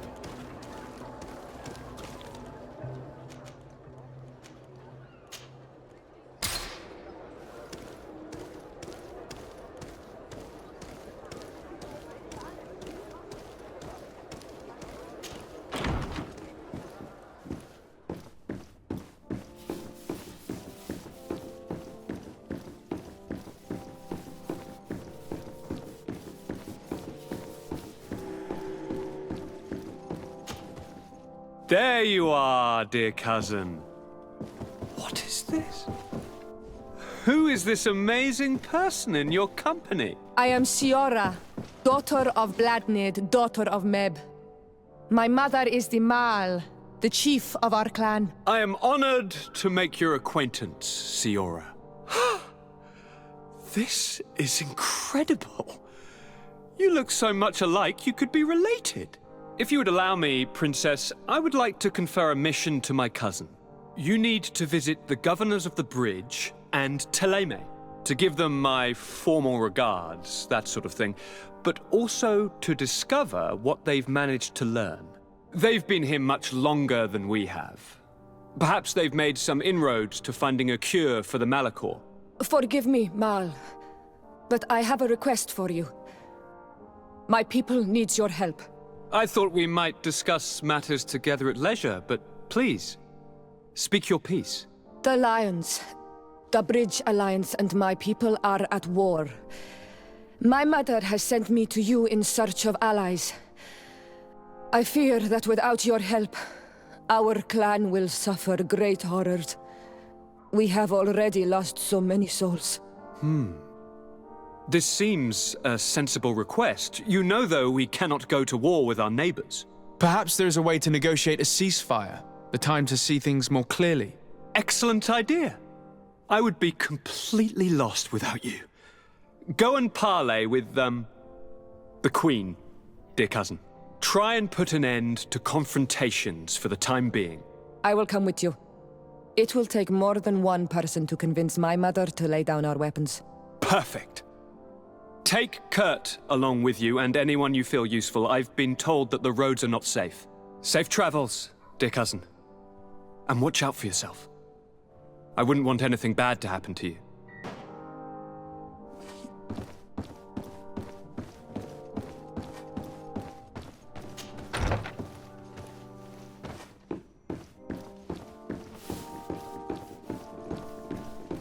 Sardet, do you have a moment? Thank you for coming. I know that you're very busy, but I need your help. I'm listening, sir. This island is vast, and we only know a tiny part of it. As you know, your uncle has asked me to draw maps to facilitate the merchants' travels. Alas, I'm slightly too old to be roaming the paths, setting up camps here and there. So I'd appreciate it if, as you travel, you mark the places you deem to be safe on your map. Very well. I will take care of it, Professor. Excellent. I knew I could count on you. One more thing. Do you remember that gigantic creature that you defeated in Serene? Bringing a specimen to the city was obviously not a good idea. An accident was inevitable. But according to my sources, there are others of them on this island, and your uncle wishes to know more about them. I know that a scholar of the Alliance, Professor Serafedin, has also taken an interest in these creatures. I tried to contact him, but apparently he disappeared during an expedition to study them. Naturally, I cannot ask you to rummage through the entire island looking for him, but if you can find any trace of him, his studies on these giant creatures could be immensely useful. Very well. If I find anything out, I'll let you know. The road to knowledge is long and difficult, but this is the price of wisdom, Sardet.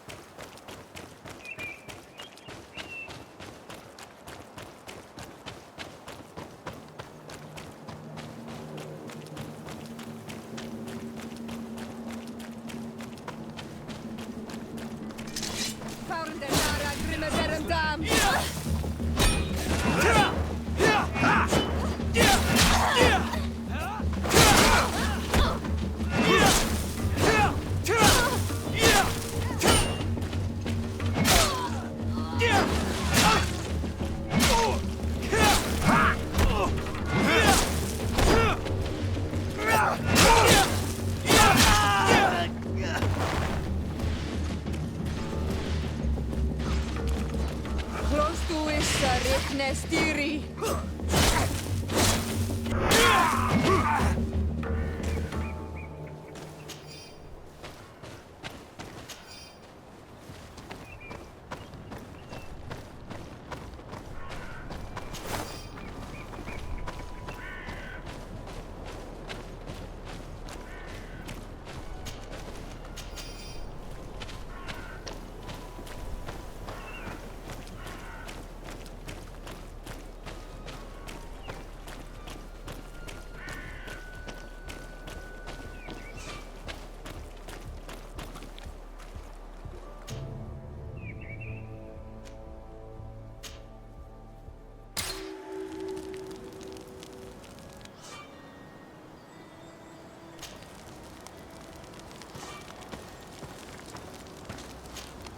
Sardet, I have a favor to ask.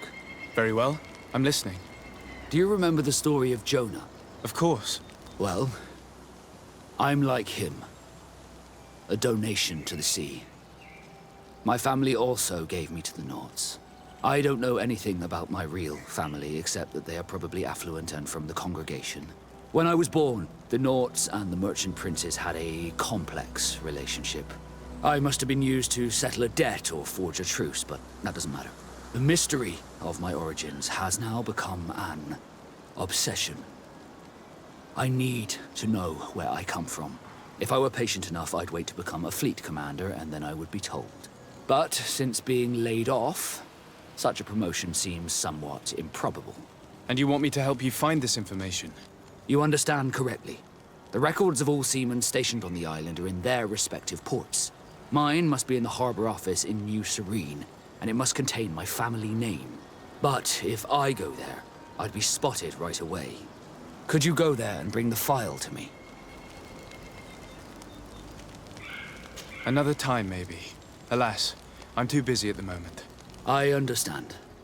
Come back when you have more time. Did you want anything else? You seem to be mad at me for some reason. Do you still resent the fact that I called your ship a boat? No, it has nothing to do with that.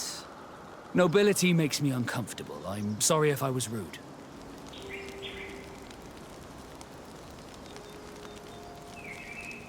I can't blame you. Most nobles are tiresome. I hope that I've managed to change this poor first impression of me. You have? I was wrong about you. You are different. I should have realized that sooner. I hope you can forgive my manners. It was foolish of me. Did you want anything else? I must leave you.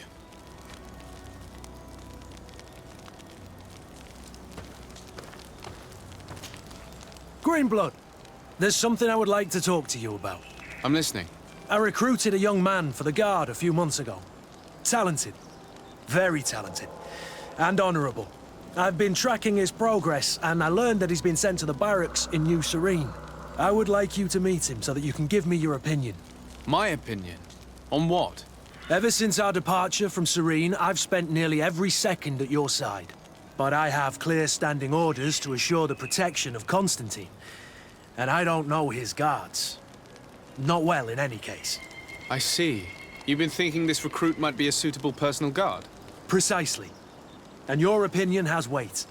So then, would you like to accompany me to meet him? I don't have time now. Can it wait a while? Anything else? I wondered if you ever felt lonely. I always do. Why, do you want to rectify this?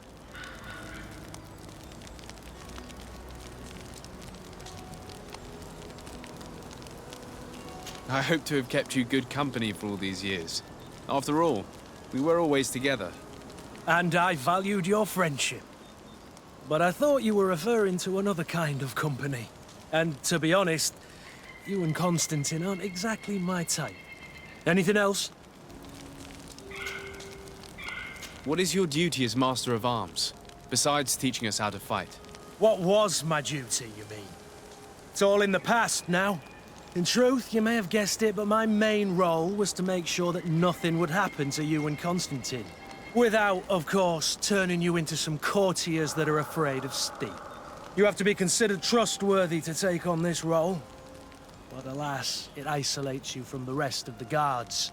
Always at the courts, but never really belonging to it. I spent almost my entire time with you without seeing my comrades. Anything else? Tell me about your family. Were your parents in the guard as well? Yes. And to be truthful, I never knew them. I was entrusted to a wet nurse, a prostitute, and followed the troops. I remember her.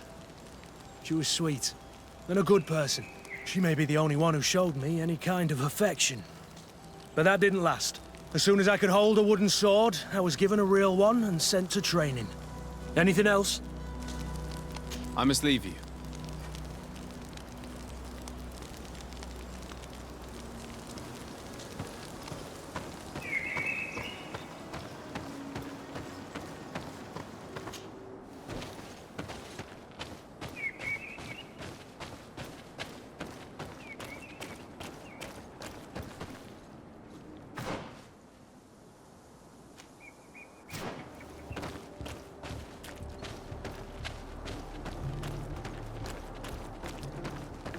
We are arriving in my mother's village, Bedras. There are wild dogs around it, so be careful. The guy's rad. He will spears to help to defend us. But we must be careful on the way there.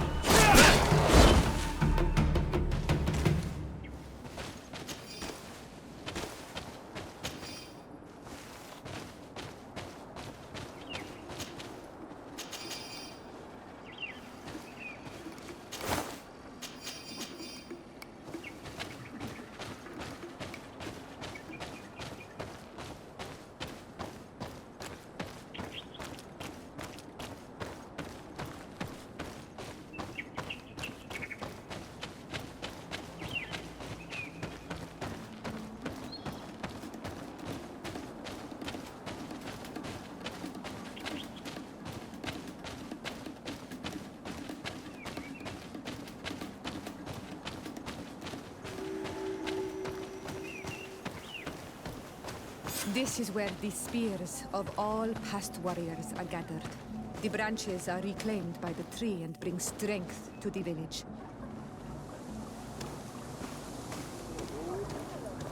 Ato on Olmanawi, do you want to trade?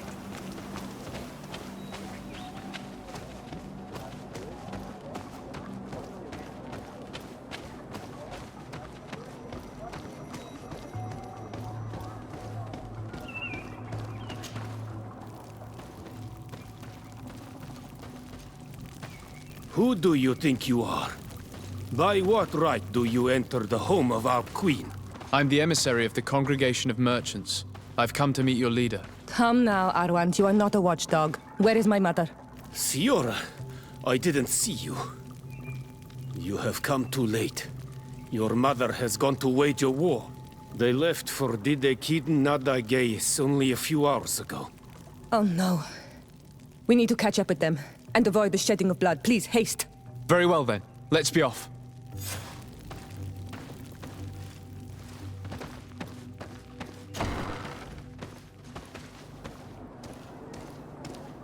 In order to go towards the StarkadAL.Gaming, we must follow the path leading toward the heights and to the forest.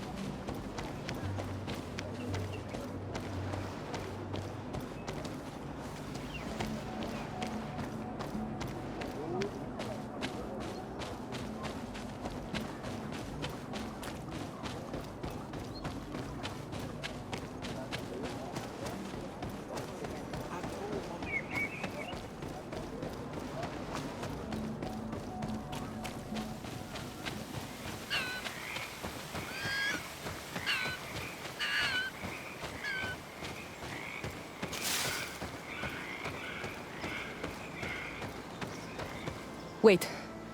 We should go left here. It's a more difficult path, but it's much shorter. Look at the tracks. They chose to take the path on the right, it would seem. Before a battle, it makes sense that they wanted to avoid a path with more danger. If it is dangerous, let's not risk braving it when time is against us. We risk meeting a great many beasts.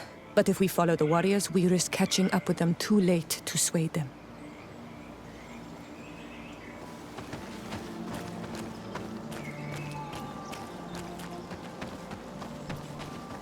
Thanks for listening to me. I fear my mother may have already thrown herself into the battle.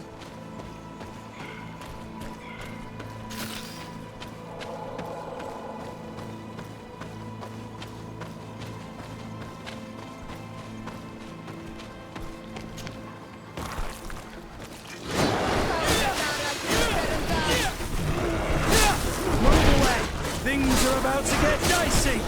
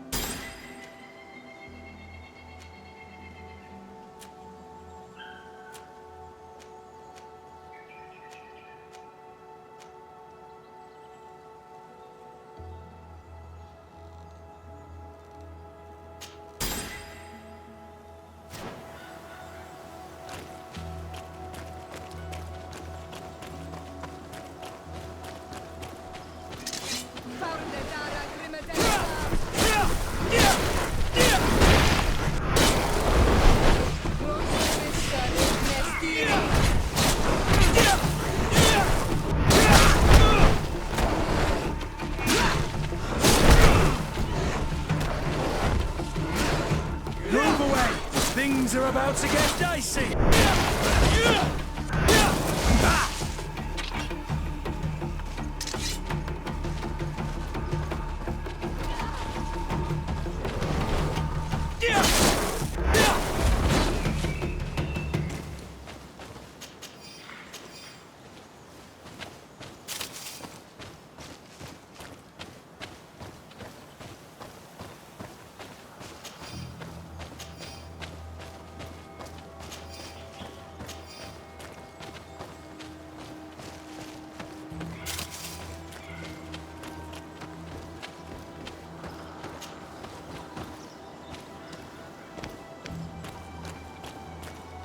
I'll make you regret confronting us. No, the battle rages on. I'll My make you sister is regret surrounded. confronting We us. have to help her. Come!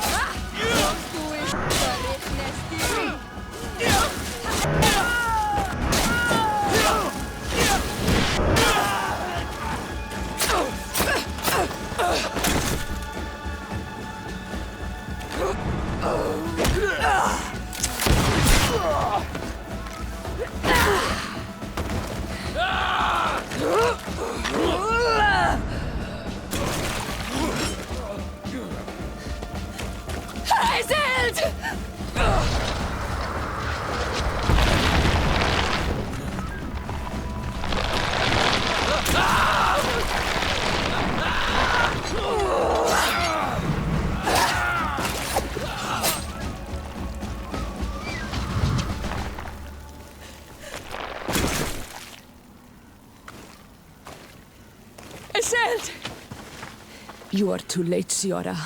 Mother has fallen, and we are defeated. No! This is not fair! I am so sorry. Who is this man? He resembles one of us, but is dressed like a Renaigze. I am the ambassador of the Congregation of Merchants. I'm sorry for your loss. The congregation? And what side are you on in this war? Those that massacre our people? Essel, calm down. You know that Mother sent me to seek out allies. You show up when the fight was nearly over. Was this part of your plan? You know that these monsters are taking our own. They must make honorable amends.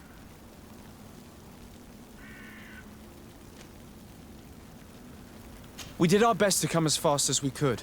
And I fought by your side. Please, please take the time to at least hear me out. There has already been enough death and you are wounded. This is not the time for vengeance. You may be right. Waiting for my vengeance will make it taste all the sweeter. I feel weak. Might I ask you to watch over our own Siora? I must return to the village. Go on ahead. We will tend to the wounded. Won't we now? Yes. We will do everything we can. And find my mother. Or her body, if she is indeed dead. Look at this massacre. How? Find her banner. It bears the symbol of our clan.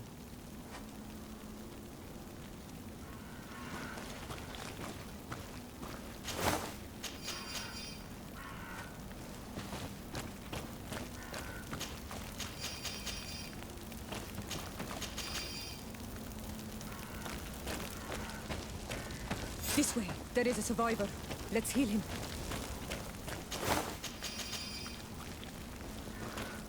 You can walk now. Return to the village. We must make sure that there are no more survivors.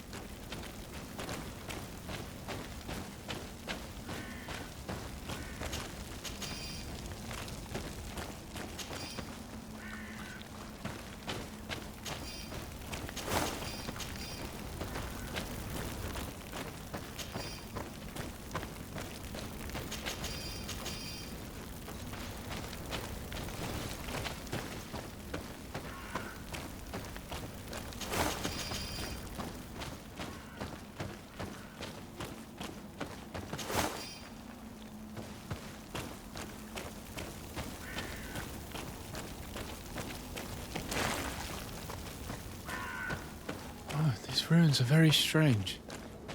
By what name did you call this place again? There was once a battle in the past. A great victory for our clans. Strange indeed. These walls are completely foreign to the styles of your own dwellings. Does this name that you gave the ruins mean anything in particular? Yes. It means ruins of the first guardian. I would like to dig around a little on the site. We might be able to unearth clues as to who actually built them. Over there. I think that man is still breathing. Let's make sure. You now have enough strength to return to the village. Find Arwand. He will take care of you.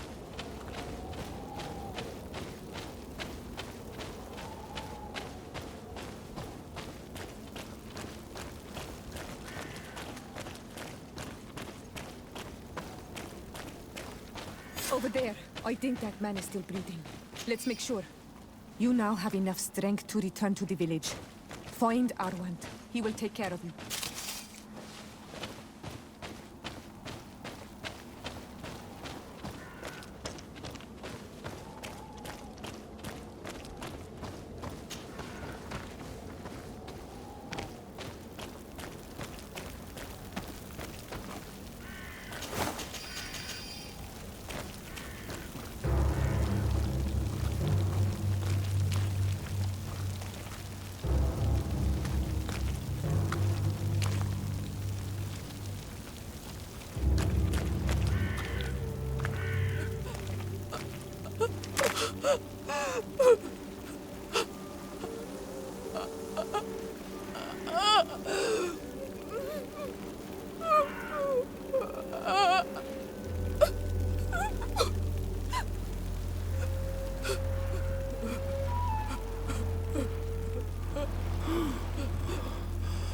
I beg of you, help me. And still you dare to breathe. How can you hope that I am here to save you? No, What have you done with my mother? Pity, I beg of you. I don't want to die. Then answer! Siora.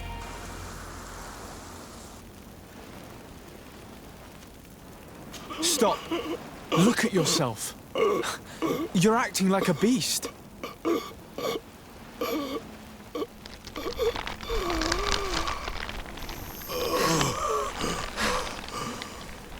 A beast has far more majesty than these monsters who have traded their souls. They have taken her. The Queen. They took her. Then she must still be alive. They would not have bothered to carry away a corpse. She would have chosen death before capture. They must have wanted her alive. We must find her.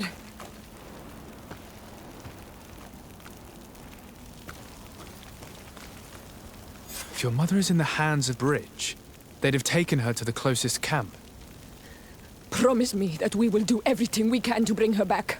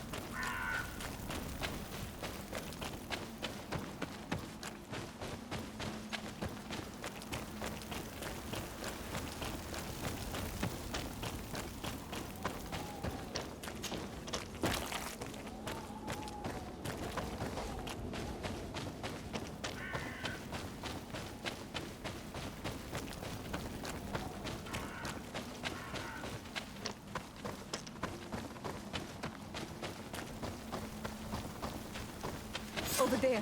I think that man is still breathing. Let's make sure. You now have enough strength to return to the village. Find Armand. He will take care of you.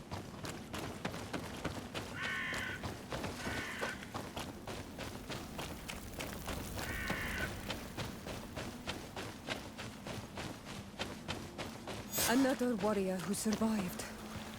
I do not think that we will find any more of them now. We healed them all, thanks to you. May the grass always be soft beneath your feet.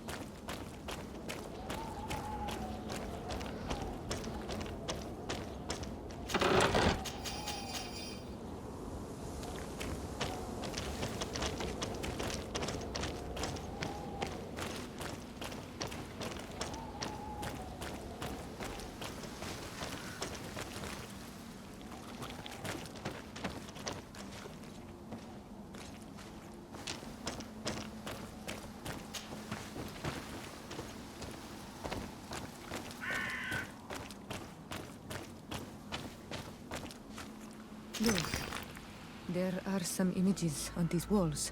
Let's get closer.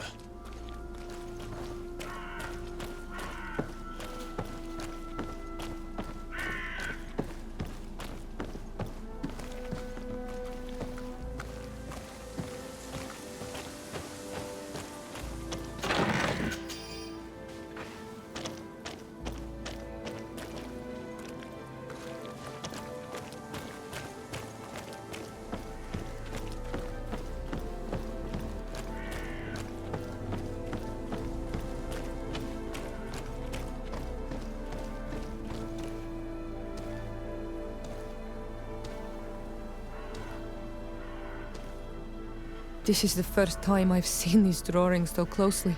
You've never come here?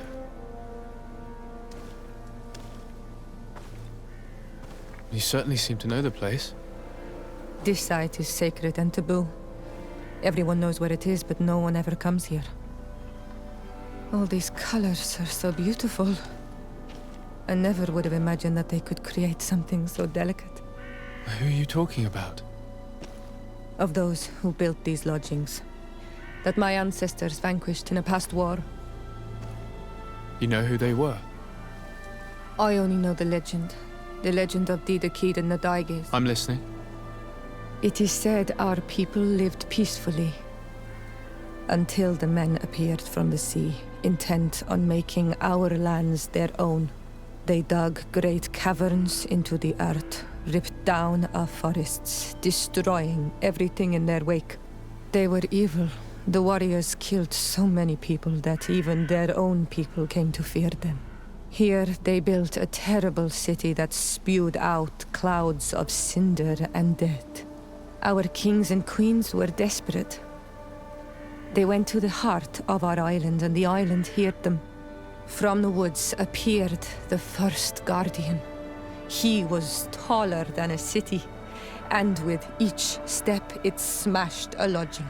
It was a guardian of Rat, and the city could not resist him.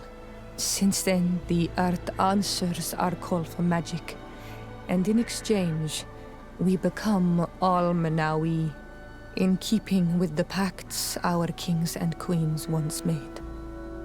It is a very sad and terrible legend. I wonder who these people from the sea could have been. People from the continent, no doubt. Our Malachor might well be the cursed result of that war from another age. We have nothing more nor anyone else to find here. I must report all we've learned to Constantine.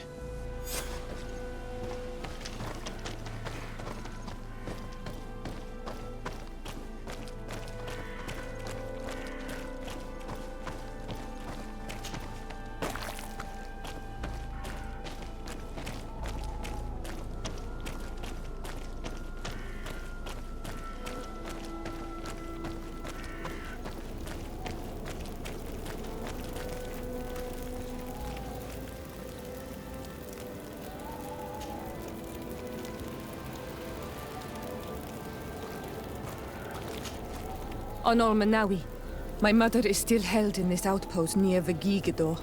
I must do everything I can to free her from the lion's claws. So will you accompany me? We will do everything we can to free her. Do not worry. Let's go.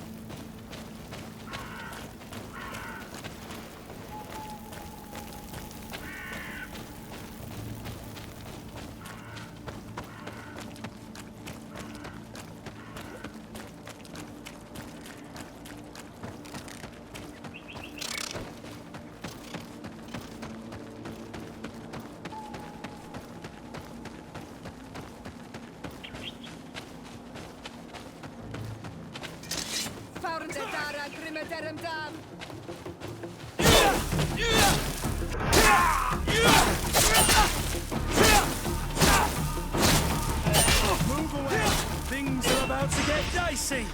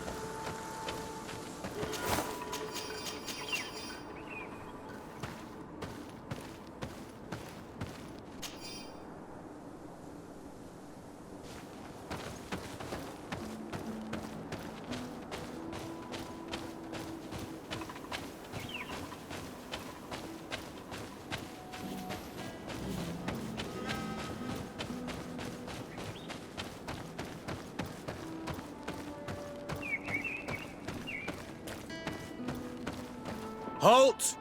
Who goes there? De Sardet. I am the legate of the merchant congregation. Oh, well, you can come in, Your Excellency. But this savage, on the other hand... Am I the one you call a savage, Renaigze? This young lady is the princess of her people and she is with me. As such, I would appreciate if you let us through. Very well, Your Excellency. Please go and find the captain. I'd feel better knowing that he gave you his endorsement.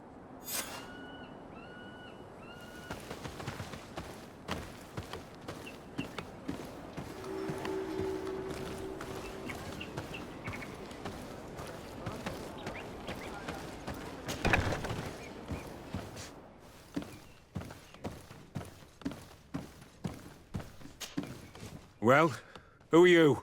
De Sardet, legate of the merchant congregation. Why are you at war against the natives? Because they reject our presence. They've been attacking us for months. These savages, they stubbornly refuse civilization, and our men pay the price. We can't let them slaughter us without reacting. Since you arrived here, you have destroyed the forest and ripped open the earth. And people disappear in our villages, the Al-Menawi first. We are only defending ourselves. And we are the savages. Since we've defeated you, you can believe what you like. Anything else? Allow me to introduce Siora, the daughter of Queen Bladnid, whom you faced on the battlefield. We understand that you brought her mother here, and I would like to negotiate her liberation. A liberation? That'll prove difficult. She's dead. No! You let her die!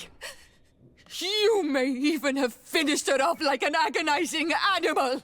We didn't need to. When we collected her up from the battlefield, she was severely wounded. She died on the way to the camp. I want to see her body, on Al-Menawi. Please. I must see her. Can we see her, Captain? If you're the one who's asking, Your Excellency, it should be possible. You're in luck. We were thinking about getting rid of it, but we received the order to keep her body. It's still at the infirmary. Ask the doctor. He'll show it to you. Thank you, Captain. Siora, I'm terribly sorry. Let's go see her now. I need to. I'm sorry, pretty flower. I really am.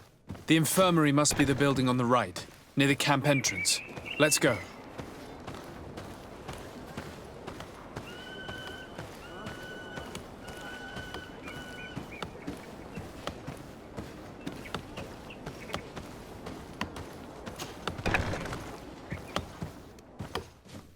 Who are you? Are you looking for a doctor? I am the legate of the congregation, and this is Siora, the daughter of the queen whose remains you're keeping. I would like to see her. I need to see her. Please. My condolences, madam. The body of your mother is back there, in the room on the left.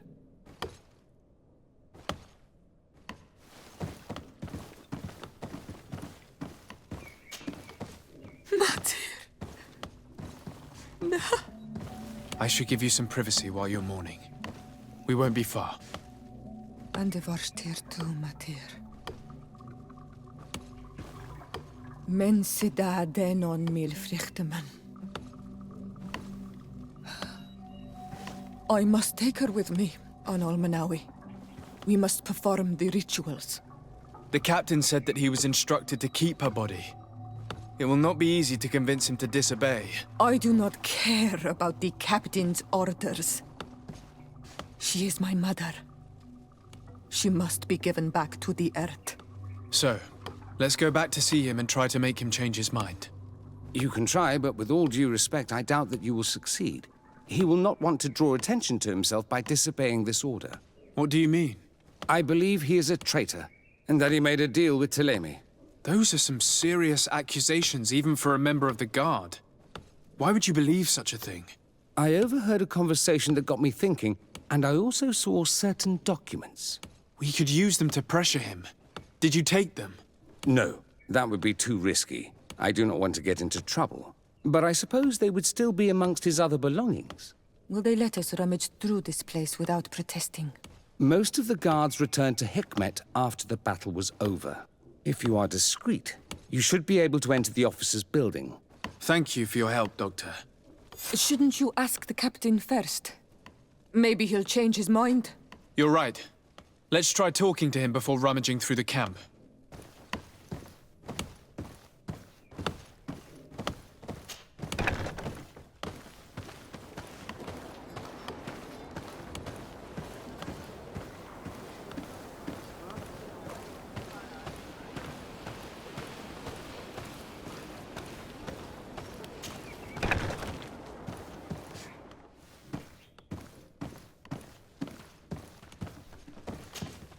Your Excellency, what do you want?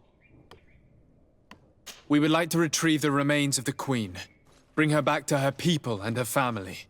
That will not be possible, Your Excellency. As I told you, the Governor specifically asked us to keep her. He wants her delivered to one of his scholars who wanted to study her. You have lost a lot of men in this battle. How would you feel if someone prevented you from giving them a proper burial? If you knew that their corpses were going to be given to some scholars to be dissected, wouldn't you want to have them back? You have a way with words, Your Excellency. Yes, I would like to give them a proper grave. Take her with you. I'll find an excuse to give the Governor's men when they come. Thank you, Captain. There, we managed to convince him in the end. We'll be able to bring the body of your mother back to your village. Then let's go. I am eager to reunite with Isolde and talk to her.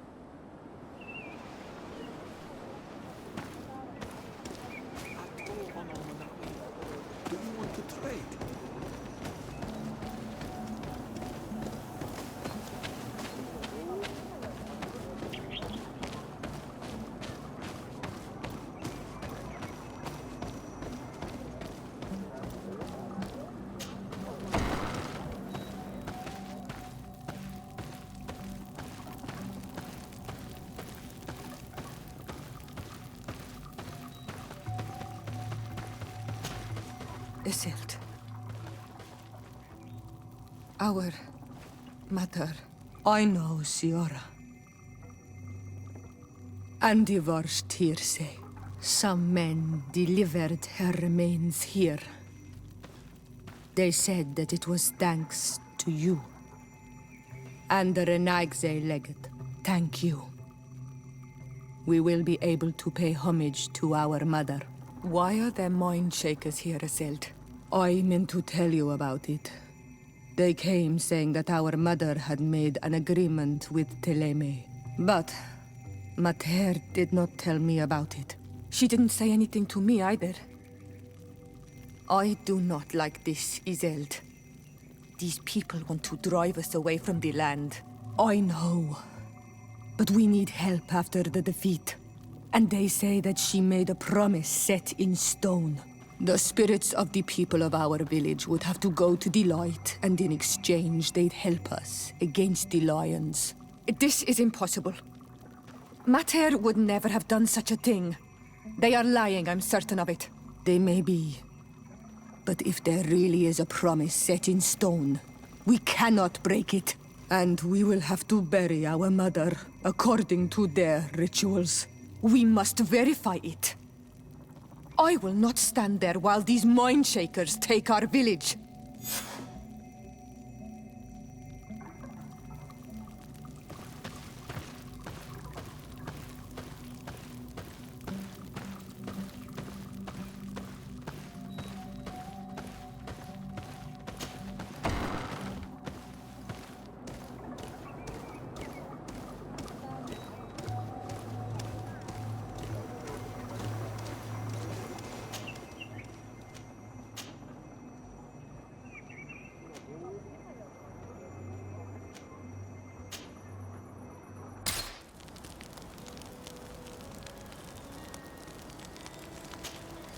Karans, do you need something?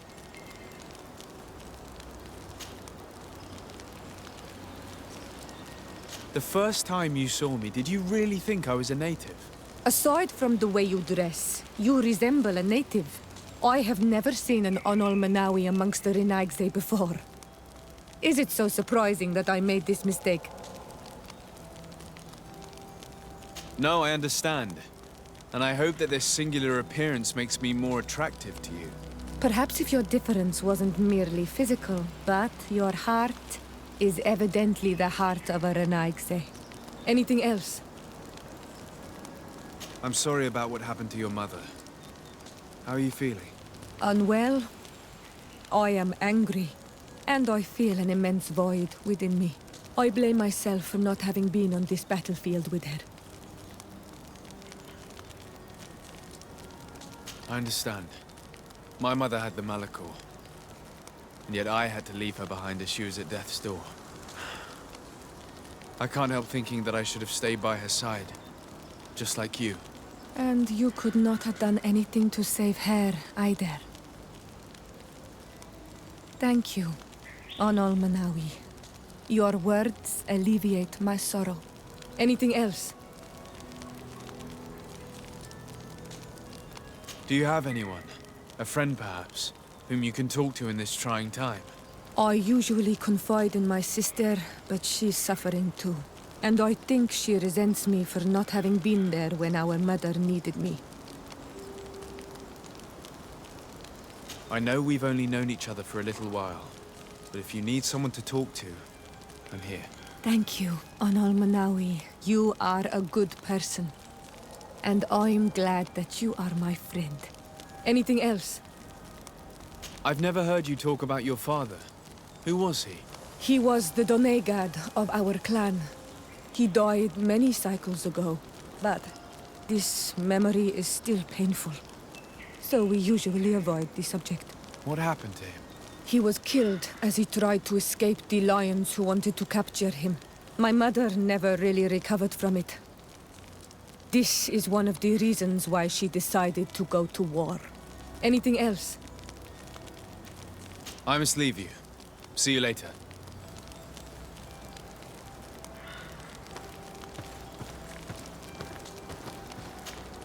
To Sardet. I've always hoped to one day find out my biological family name. But I cannot go to the harbor office in person to see my file. Could you go there and bring the file to me? Of course. But you will have to come with me to the port and tell me a little more. Right. Also, I don't want any Nauts to be hurt in the process. Despite my desire to know my origins, the Nauts are still my family. Don't worry. We'll be discreet.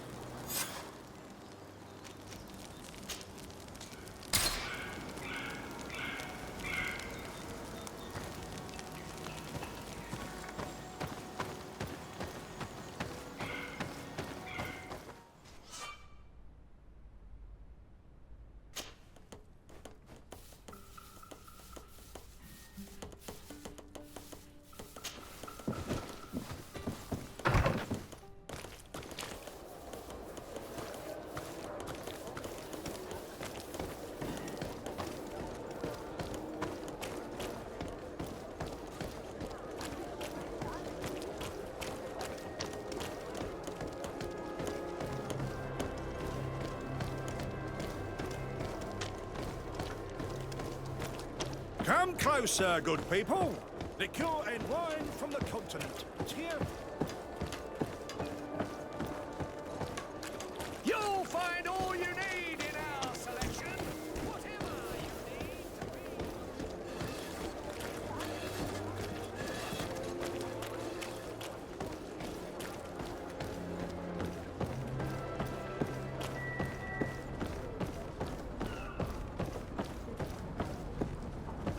Here we are. We have a good view from here. The harbor office is well guarded, both outside and inside. Getting through the main entrance is impossible. There must be a blind spot. There's always one. You could dress as a Naut and go through the back door, but someone may recognize you inside. I'll need to be much more discreet. A potion could help me. That is an option, yes, but since I'd rather avoid hurting any Nauts, I made some inquiries.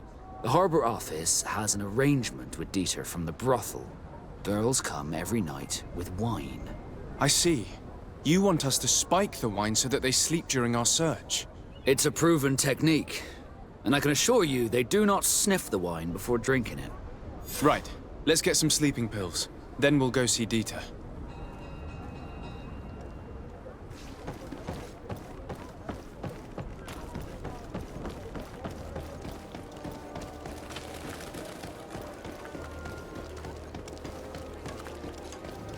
Are your boots worn through? Welcome! It's such a pleasure to see you again. Have you seen anything to your liking? What might I help you with?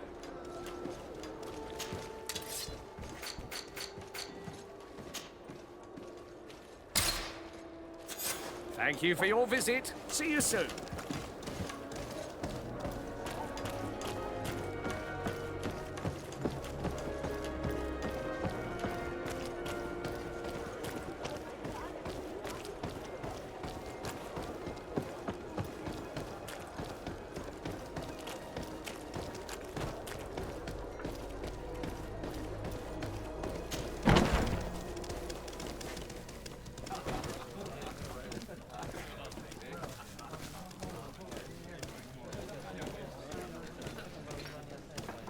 This part of the establishment is reserved for regular customers who paid an entry fee.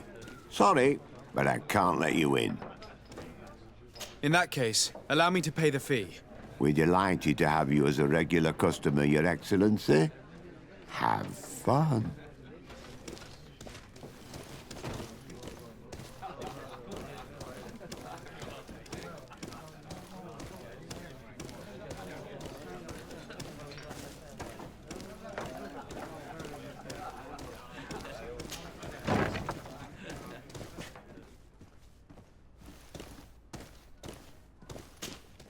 Yes, why?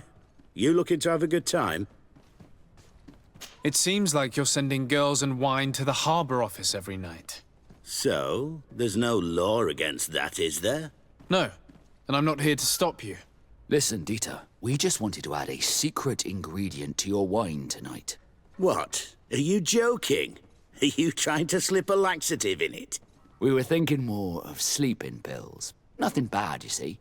Listen, I have nothing against a little prank, but I can't risk losing my best customers. Captain Vasco is very influential among the Nauts. Maybe he could help expand your excellent clientele even further. If you accept, I could arrange for your agreement to come to fruition. In San Mateus, for example. San Mateus? I would have to recruit. But yeah, that would be interesting. So then, we agree? Yes, that's fine. Tonight your friends will receive their delivery. Seasoned. Now, give me the sleeping potion. Thanks to Dieter, you should be able to slip into the Harbor Master's office after dark. But you should still dress as one of us, just to make sure you avoid confrontation. Good idea. I'll see to it.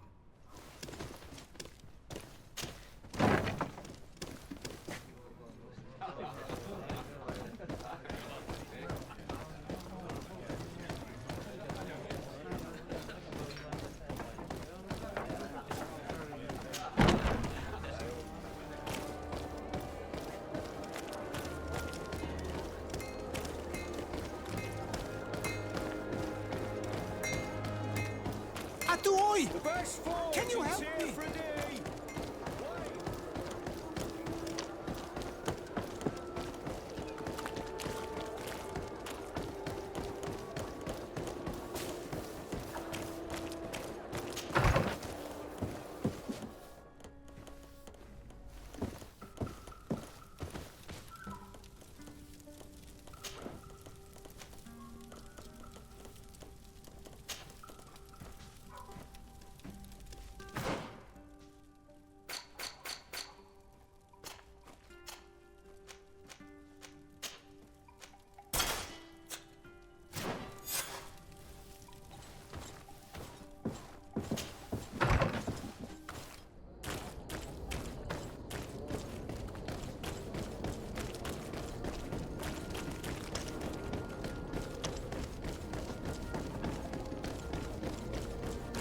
Come closer, good people. Liquor and wine. You'll find all you need in our selection.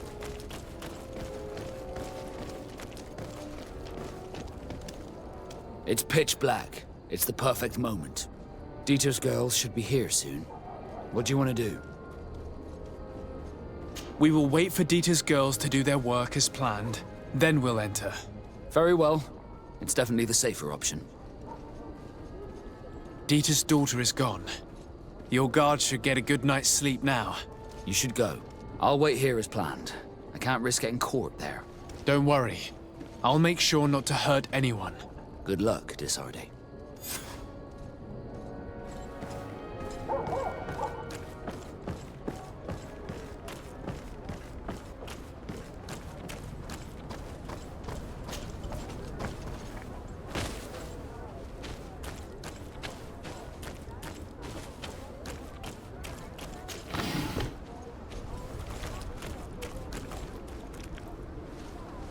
It's not possible just now.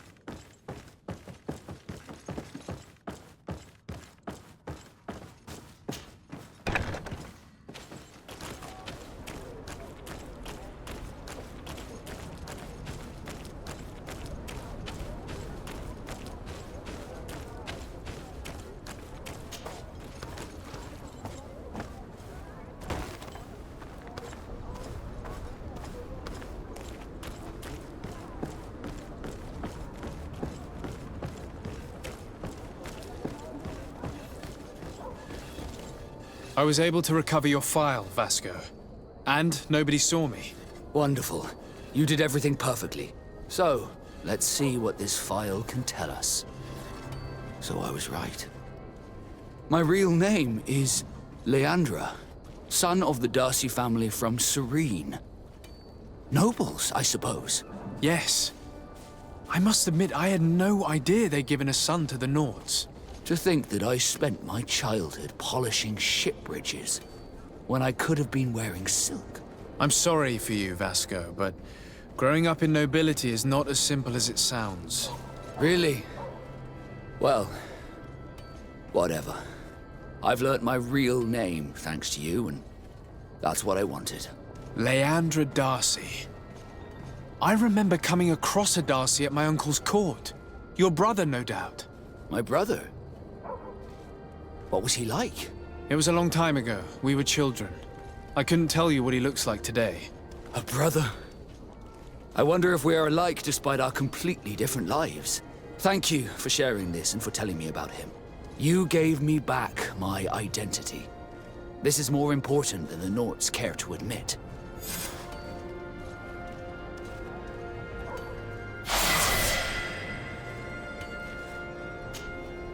Greenblood! Tell me, do you remember that young recruit I spoke to you about? I would still like to present him to you. So then, would you like to accompany me to meet him? But of course, let's go. Raina must be with the other recruits in the barracks. I've been asking myself why everyone calls you Captain, seeing as you have no ship. But now I'm beginning to understand. I'm happy to have poured some oil in your lantern, sailor.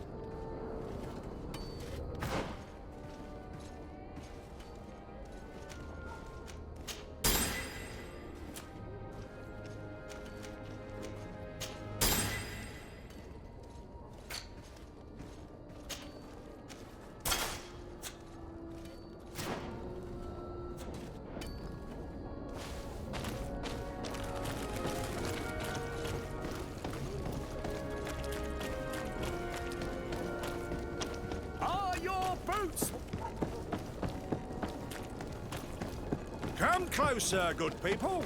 Liqueur and wine from the continent. Here for...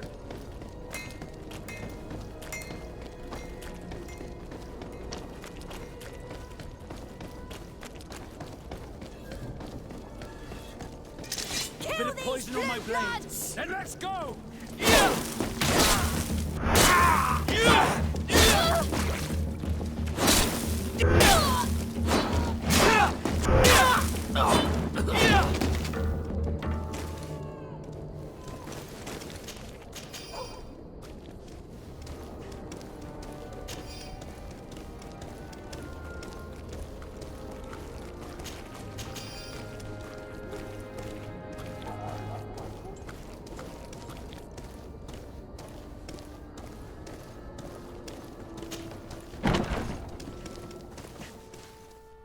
Good day, soldiers. Your Excellency. Captain. Soldiers. May we be of service?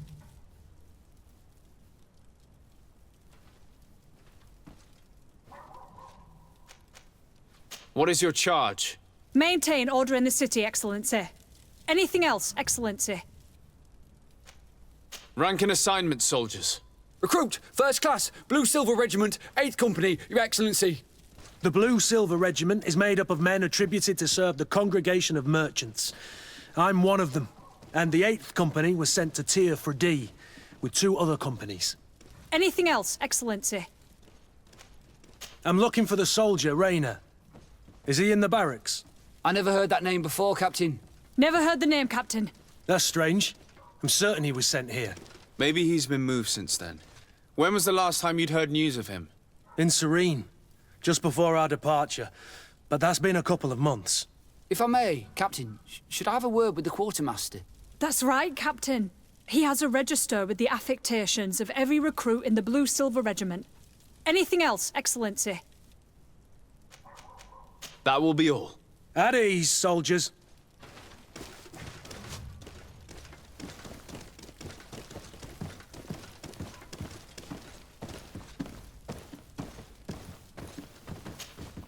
Well, I'll be damned, it's Captain Kurt. Manfred! Still a quartermaster? Always, as you can see. What can I do for you? I've been looking for one of my recruits. Goes by the name of Raina. I would like for His Excellency to meet him. Raina? I'm sorry, Kurt. I thought you'd been informed. Informed about what? He is dead. He was found, drowned in the port harbour day before yesterday. I was told he had too much to drink and fell in. I'm extremely sorry, Kurt. The young men drink more than they can handle when they're on leave. That's bollocks. That lad isn't the sort to sully himself with drink. I don't believe it. People change. When they're far from home, the lads have little else to do. I still don't believe it. Listen, you might as well go and ask the doctor down in the morgue. I might have misunderstood what was reported to me. Those doctors use such long words for simple things. Excellent idea. At least now you'll see it for yourself. You're right. Let's go. Is there anything else? No, thank you.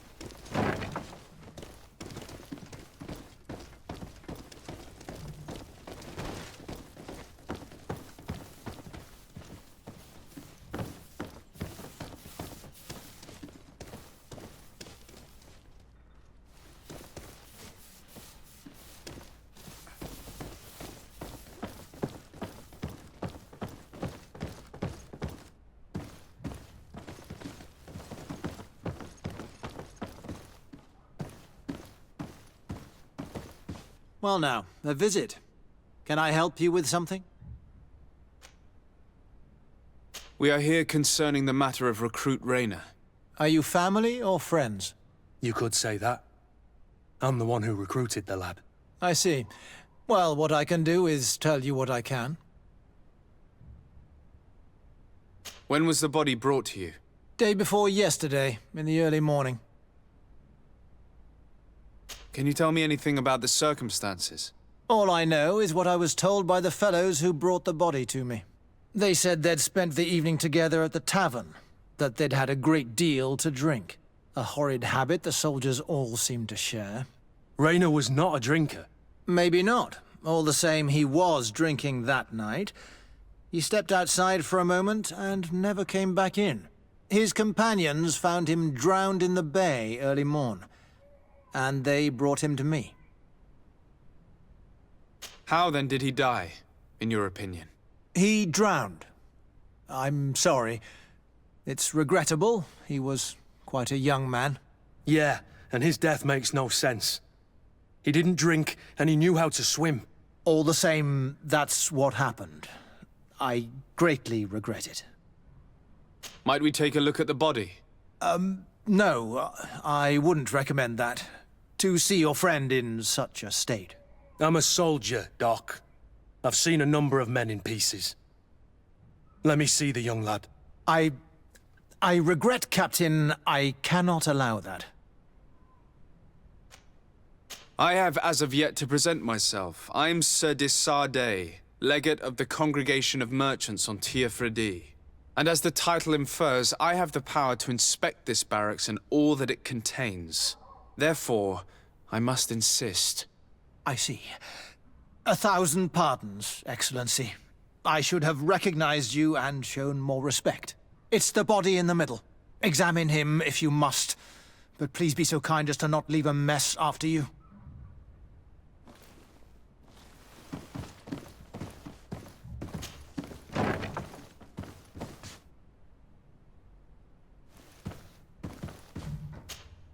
This one is just a boy.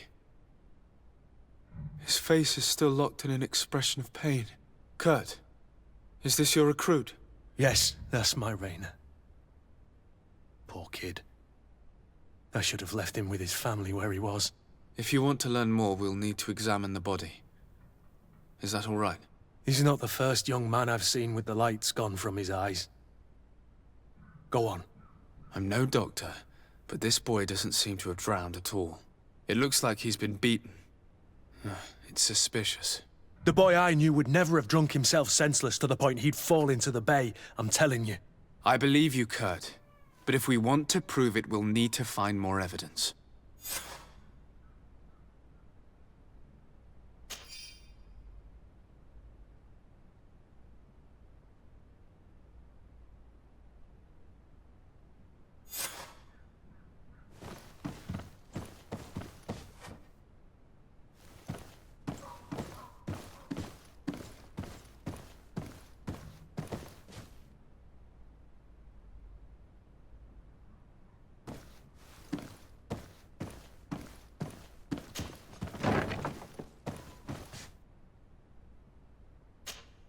Excuse me, Doctor, but you owe us a few explanations.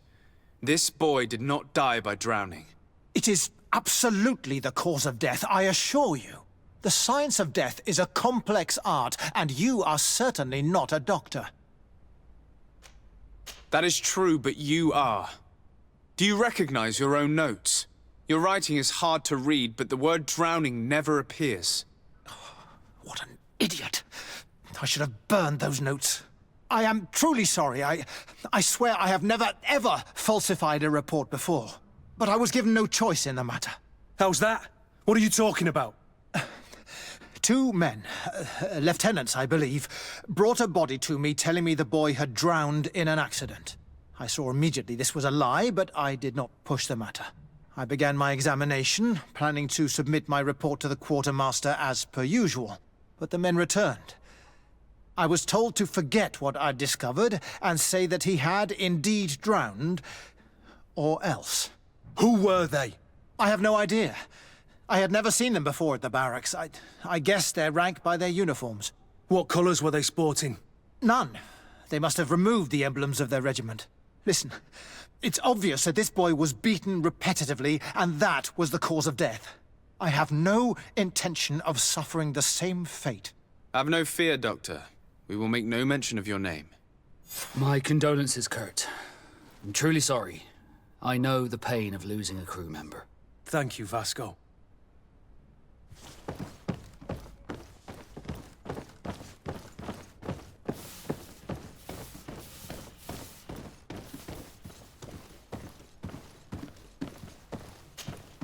Hello, Your Excellency. What can I do for you? We have a situation, Manfred. Rainer didn't drown. The doctor falsified his report.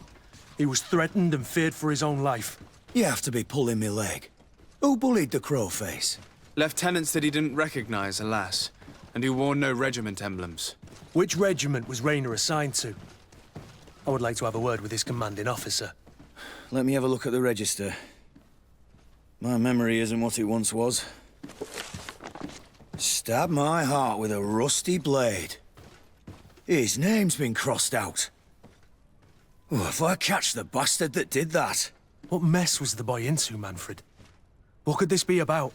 Your lad was in the 6th or maybe the 11th, before being reassigned to who knows where. Just like that? You out of everyone have to know where the recruits are assigned. Not of late. This isn't the first lad who's been reassigned all of a sudden at the drop of a hat. Each time I start complaining about it, I'm told they've changed regiments, and it's not my concern. Something truly bizarre is going on here. I don't like this at all. Let's try and discover which company he was stationed at before this mysterious reassignment. Is there anything else? No, thank you. I need to get to the bottom of this mystery, Greenblood. I don't like being taken for a fool. Even if the lieutenants weren't stationed at these barracks, someone here must know where Rainer was assigned. We should also go and check the tavern. Men on leave will perhaps have looser lips than those within the walls.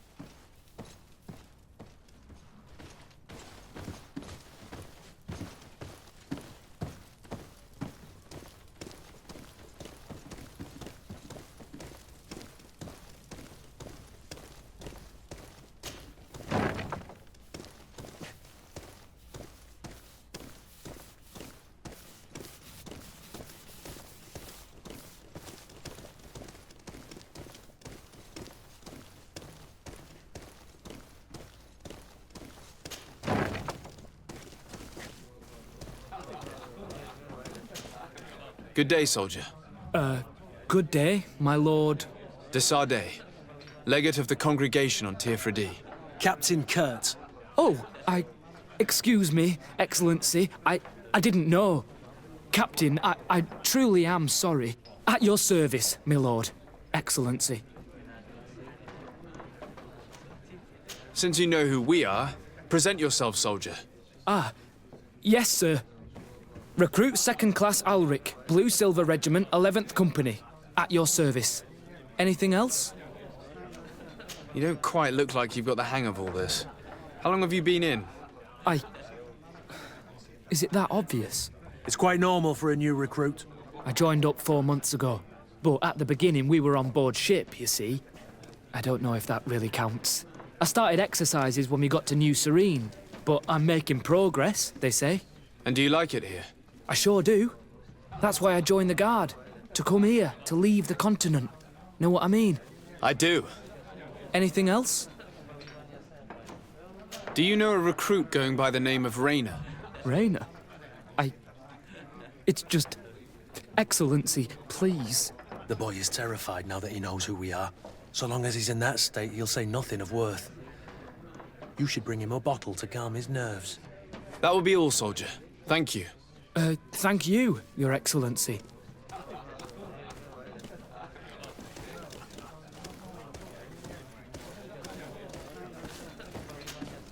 What can I pour for you?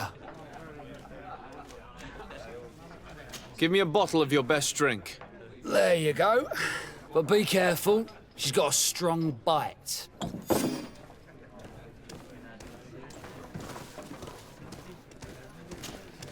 At your service, my lord. Excellency. Here. You seem tired and a little on edge. A drink would do you some good. It's just that I don't know if I'm allowed. You're on leave, or you wouldn't be at the tavern. Then why not? Yes, but this is His Excellency's own bottle. I don't know if I can. Drink, I tell you. Now then, why don't you tell us what you know about Raynor? Well, I didn't serve with him. Well, not really. We just crossed paths.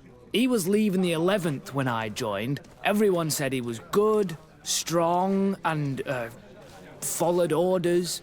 And then, poof. Lieutenant got this order, and he wasn't happy. And I mean really quite unhappy. And then Raynor, he was gone. We never saw him again. We asked where he'd been sent, but the lieutenant didn't want to tell us. Said that it was none of our business. But you, he won't be able to say no to you. You should go and offer him a drink too. Where can we find your lieutenant? At the barracks. Thank you. And watch yourself when leaving. Wouldn't want you to fall into the bay. That will be all, soldier. Thank you. Thank you, Your Excellency.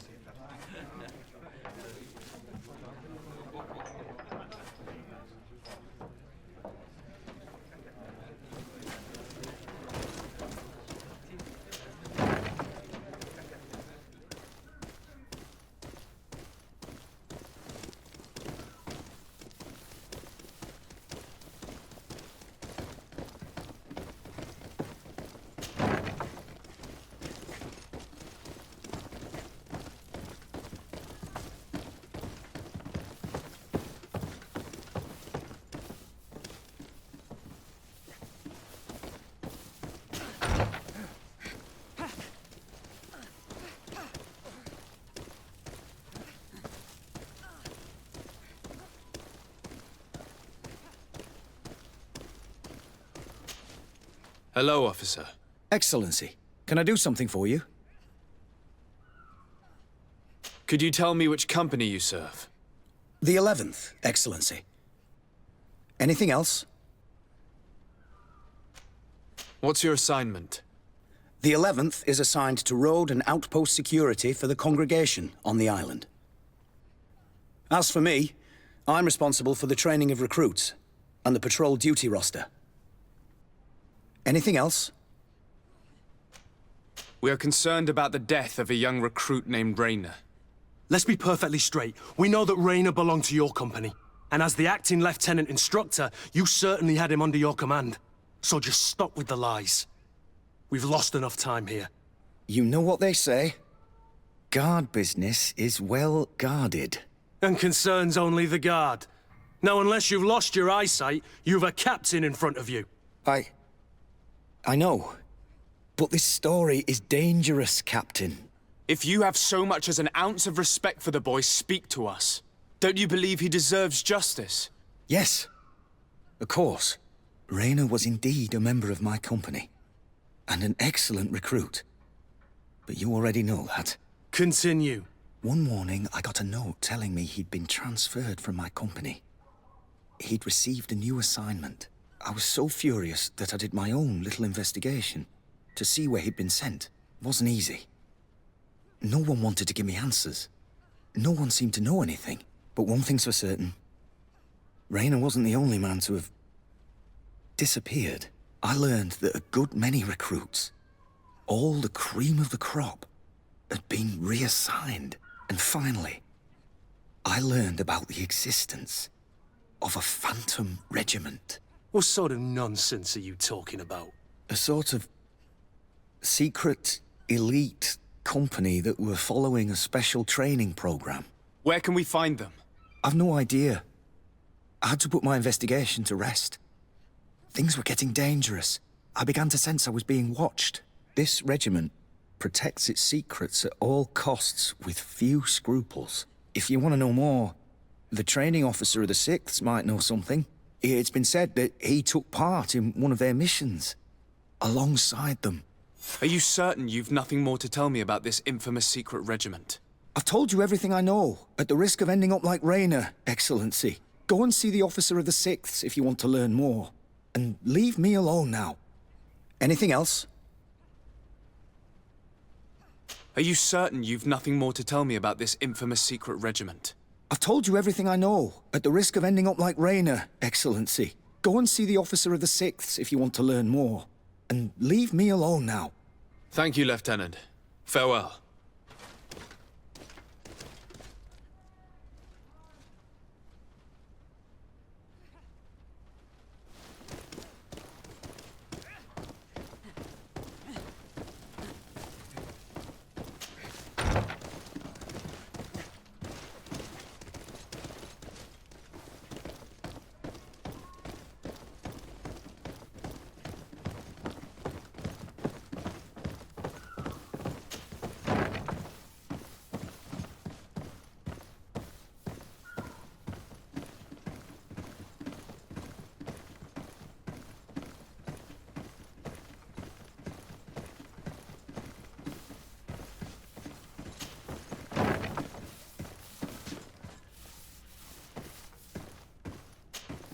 Good day, Lieutenant. Excellency, what's your pleasure? What company do you serve? The 6th, Excellency. Anything else? To where are you assigned? The 6th Company is in charge of exploration and expansion of the colony of the Congregation of Merchants on the island. We operate mainly in the wilderness areas, in direct contact with the natives. But don't worry, we respect to the letter Congregation directives and standing orders. We avoid all confrontation with them as much as possible. Anything else? Tell me about the Phantom Regiment. About what? I have no idea what you're talking about, Your Excellency. Come now, Lieutenant. You do realize that the activities of this regiment are particularly suspicious.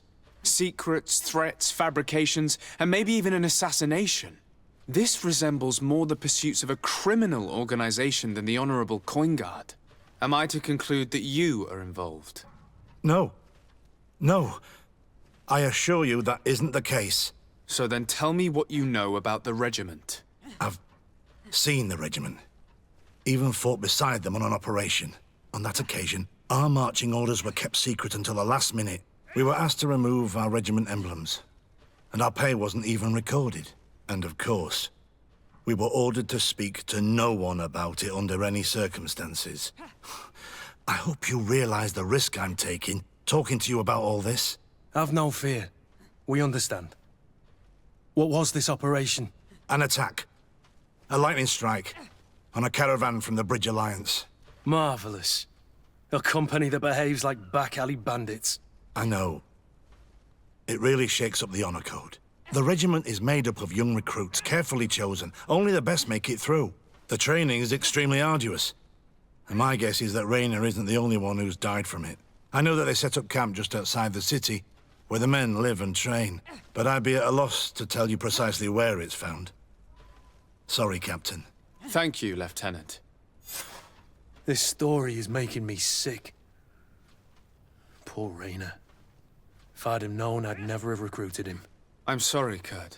This isn't your doing.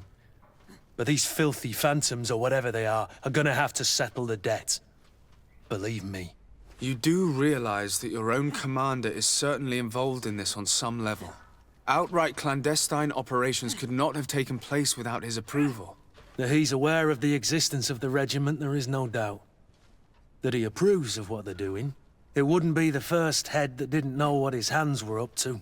What do you wish to do now? I'm gonna find the location of this camp. I have a few friends that can certainly help us. And when I know where to smoke out these bastards, I'll go and have a few fiery words. If you were of a mind to accompany me, 2 of us would not be too many to make sure they settle their debts. Let me know when you discover where they are to be found. You can count on me.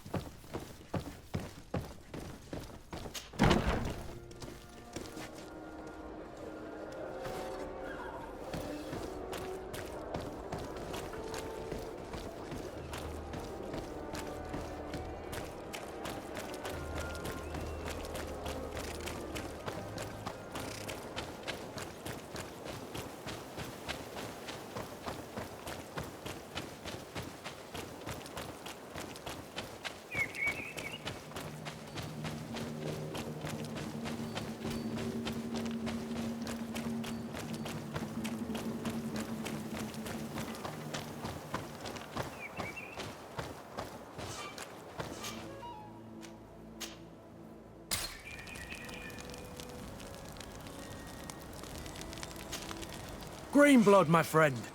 Do you need something?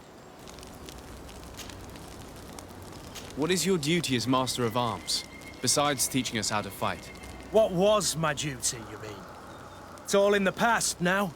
In truth, you may have guessed it, but my main role was to make sure that nothing would happen to you and Constantine.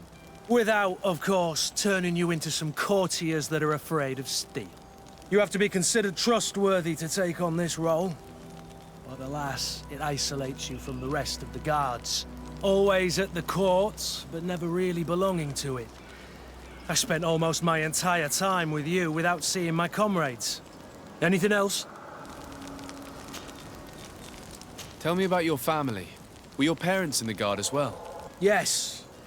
And to be truthful, I never knew them. I was entrusted to a wet nurse, a prostitute who followed the troops. I remember her. She was sweet, and a good person. She may be the only one who showed me any kind of affection. But that didn't last. As soon as I could hold a wooden sword, I was given a real one and sent to training. Anything else?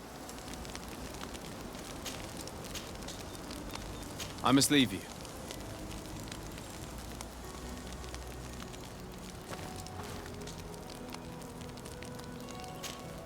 Sardet, can I do anything for you? Do you wish you were never given to the Nauts? How could I not be regretful? I never got to experience a mother's love or a lavish youth. Don't you have any happy memories? I do, of course I do. For example, I remember the first time I climbed up the shrouds. The incredible view, the dizziness, the sensation of complete freedom. It was an unforgettable moment. I can only imagine how you felt. But it sounds amazing. It was. I wouldn't trade that memory for all the gold in the world. Thank you, Sardet. You've given me a lot to think about. Did you want anything else?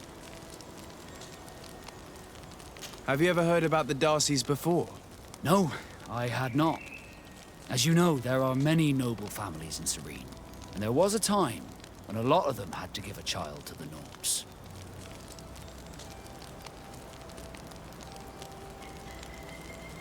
I'm certain that they would be very proud to see that their son is now a famous captain. I doubt it. Once we're taken away from our homes, we become anonymous. The nobility see the Nauts as nothing more than a necessary evil. We are no longer their children. Did you want anything else? How did you become a Naut? As you may have guessed, I am sea-given. I was given to the Nauts when I was a little child, for a reason I ignore. I think I was originally from the congregation, but I have no memory of my family. I took my first steps on the deck of a ship. That's all I can remember. Did you want anything else? I must leave you.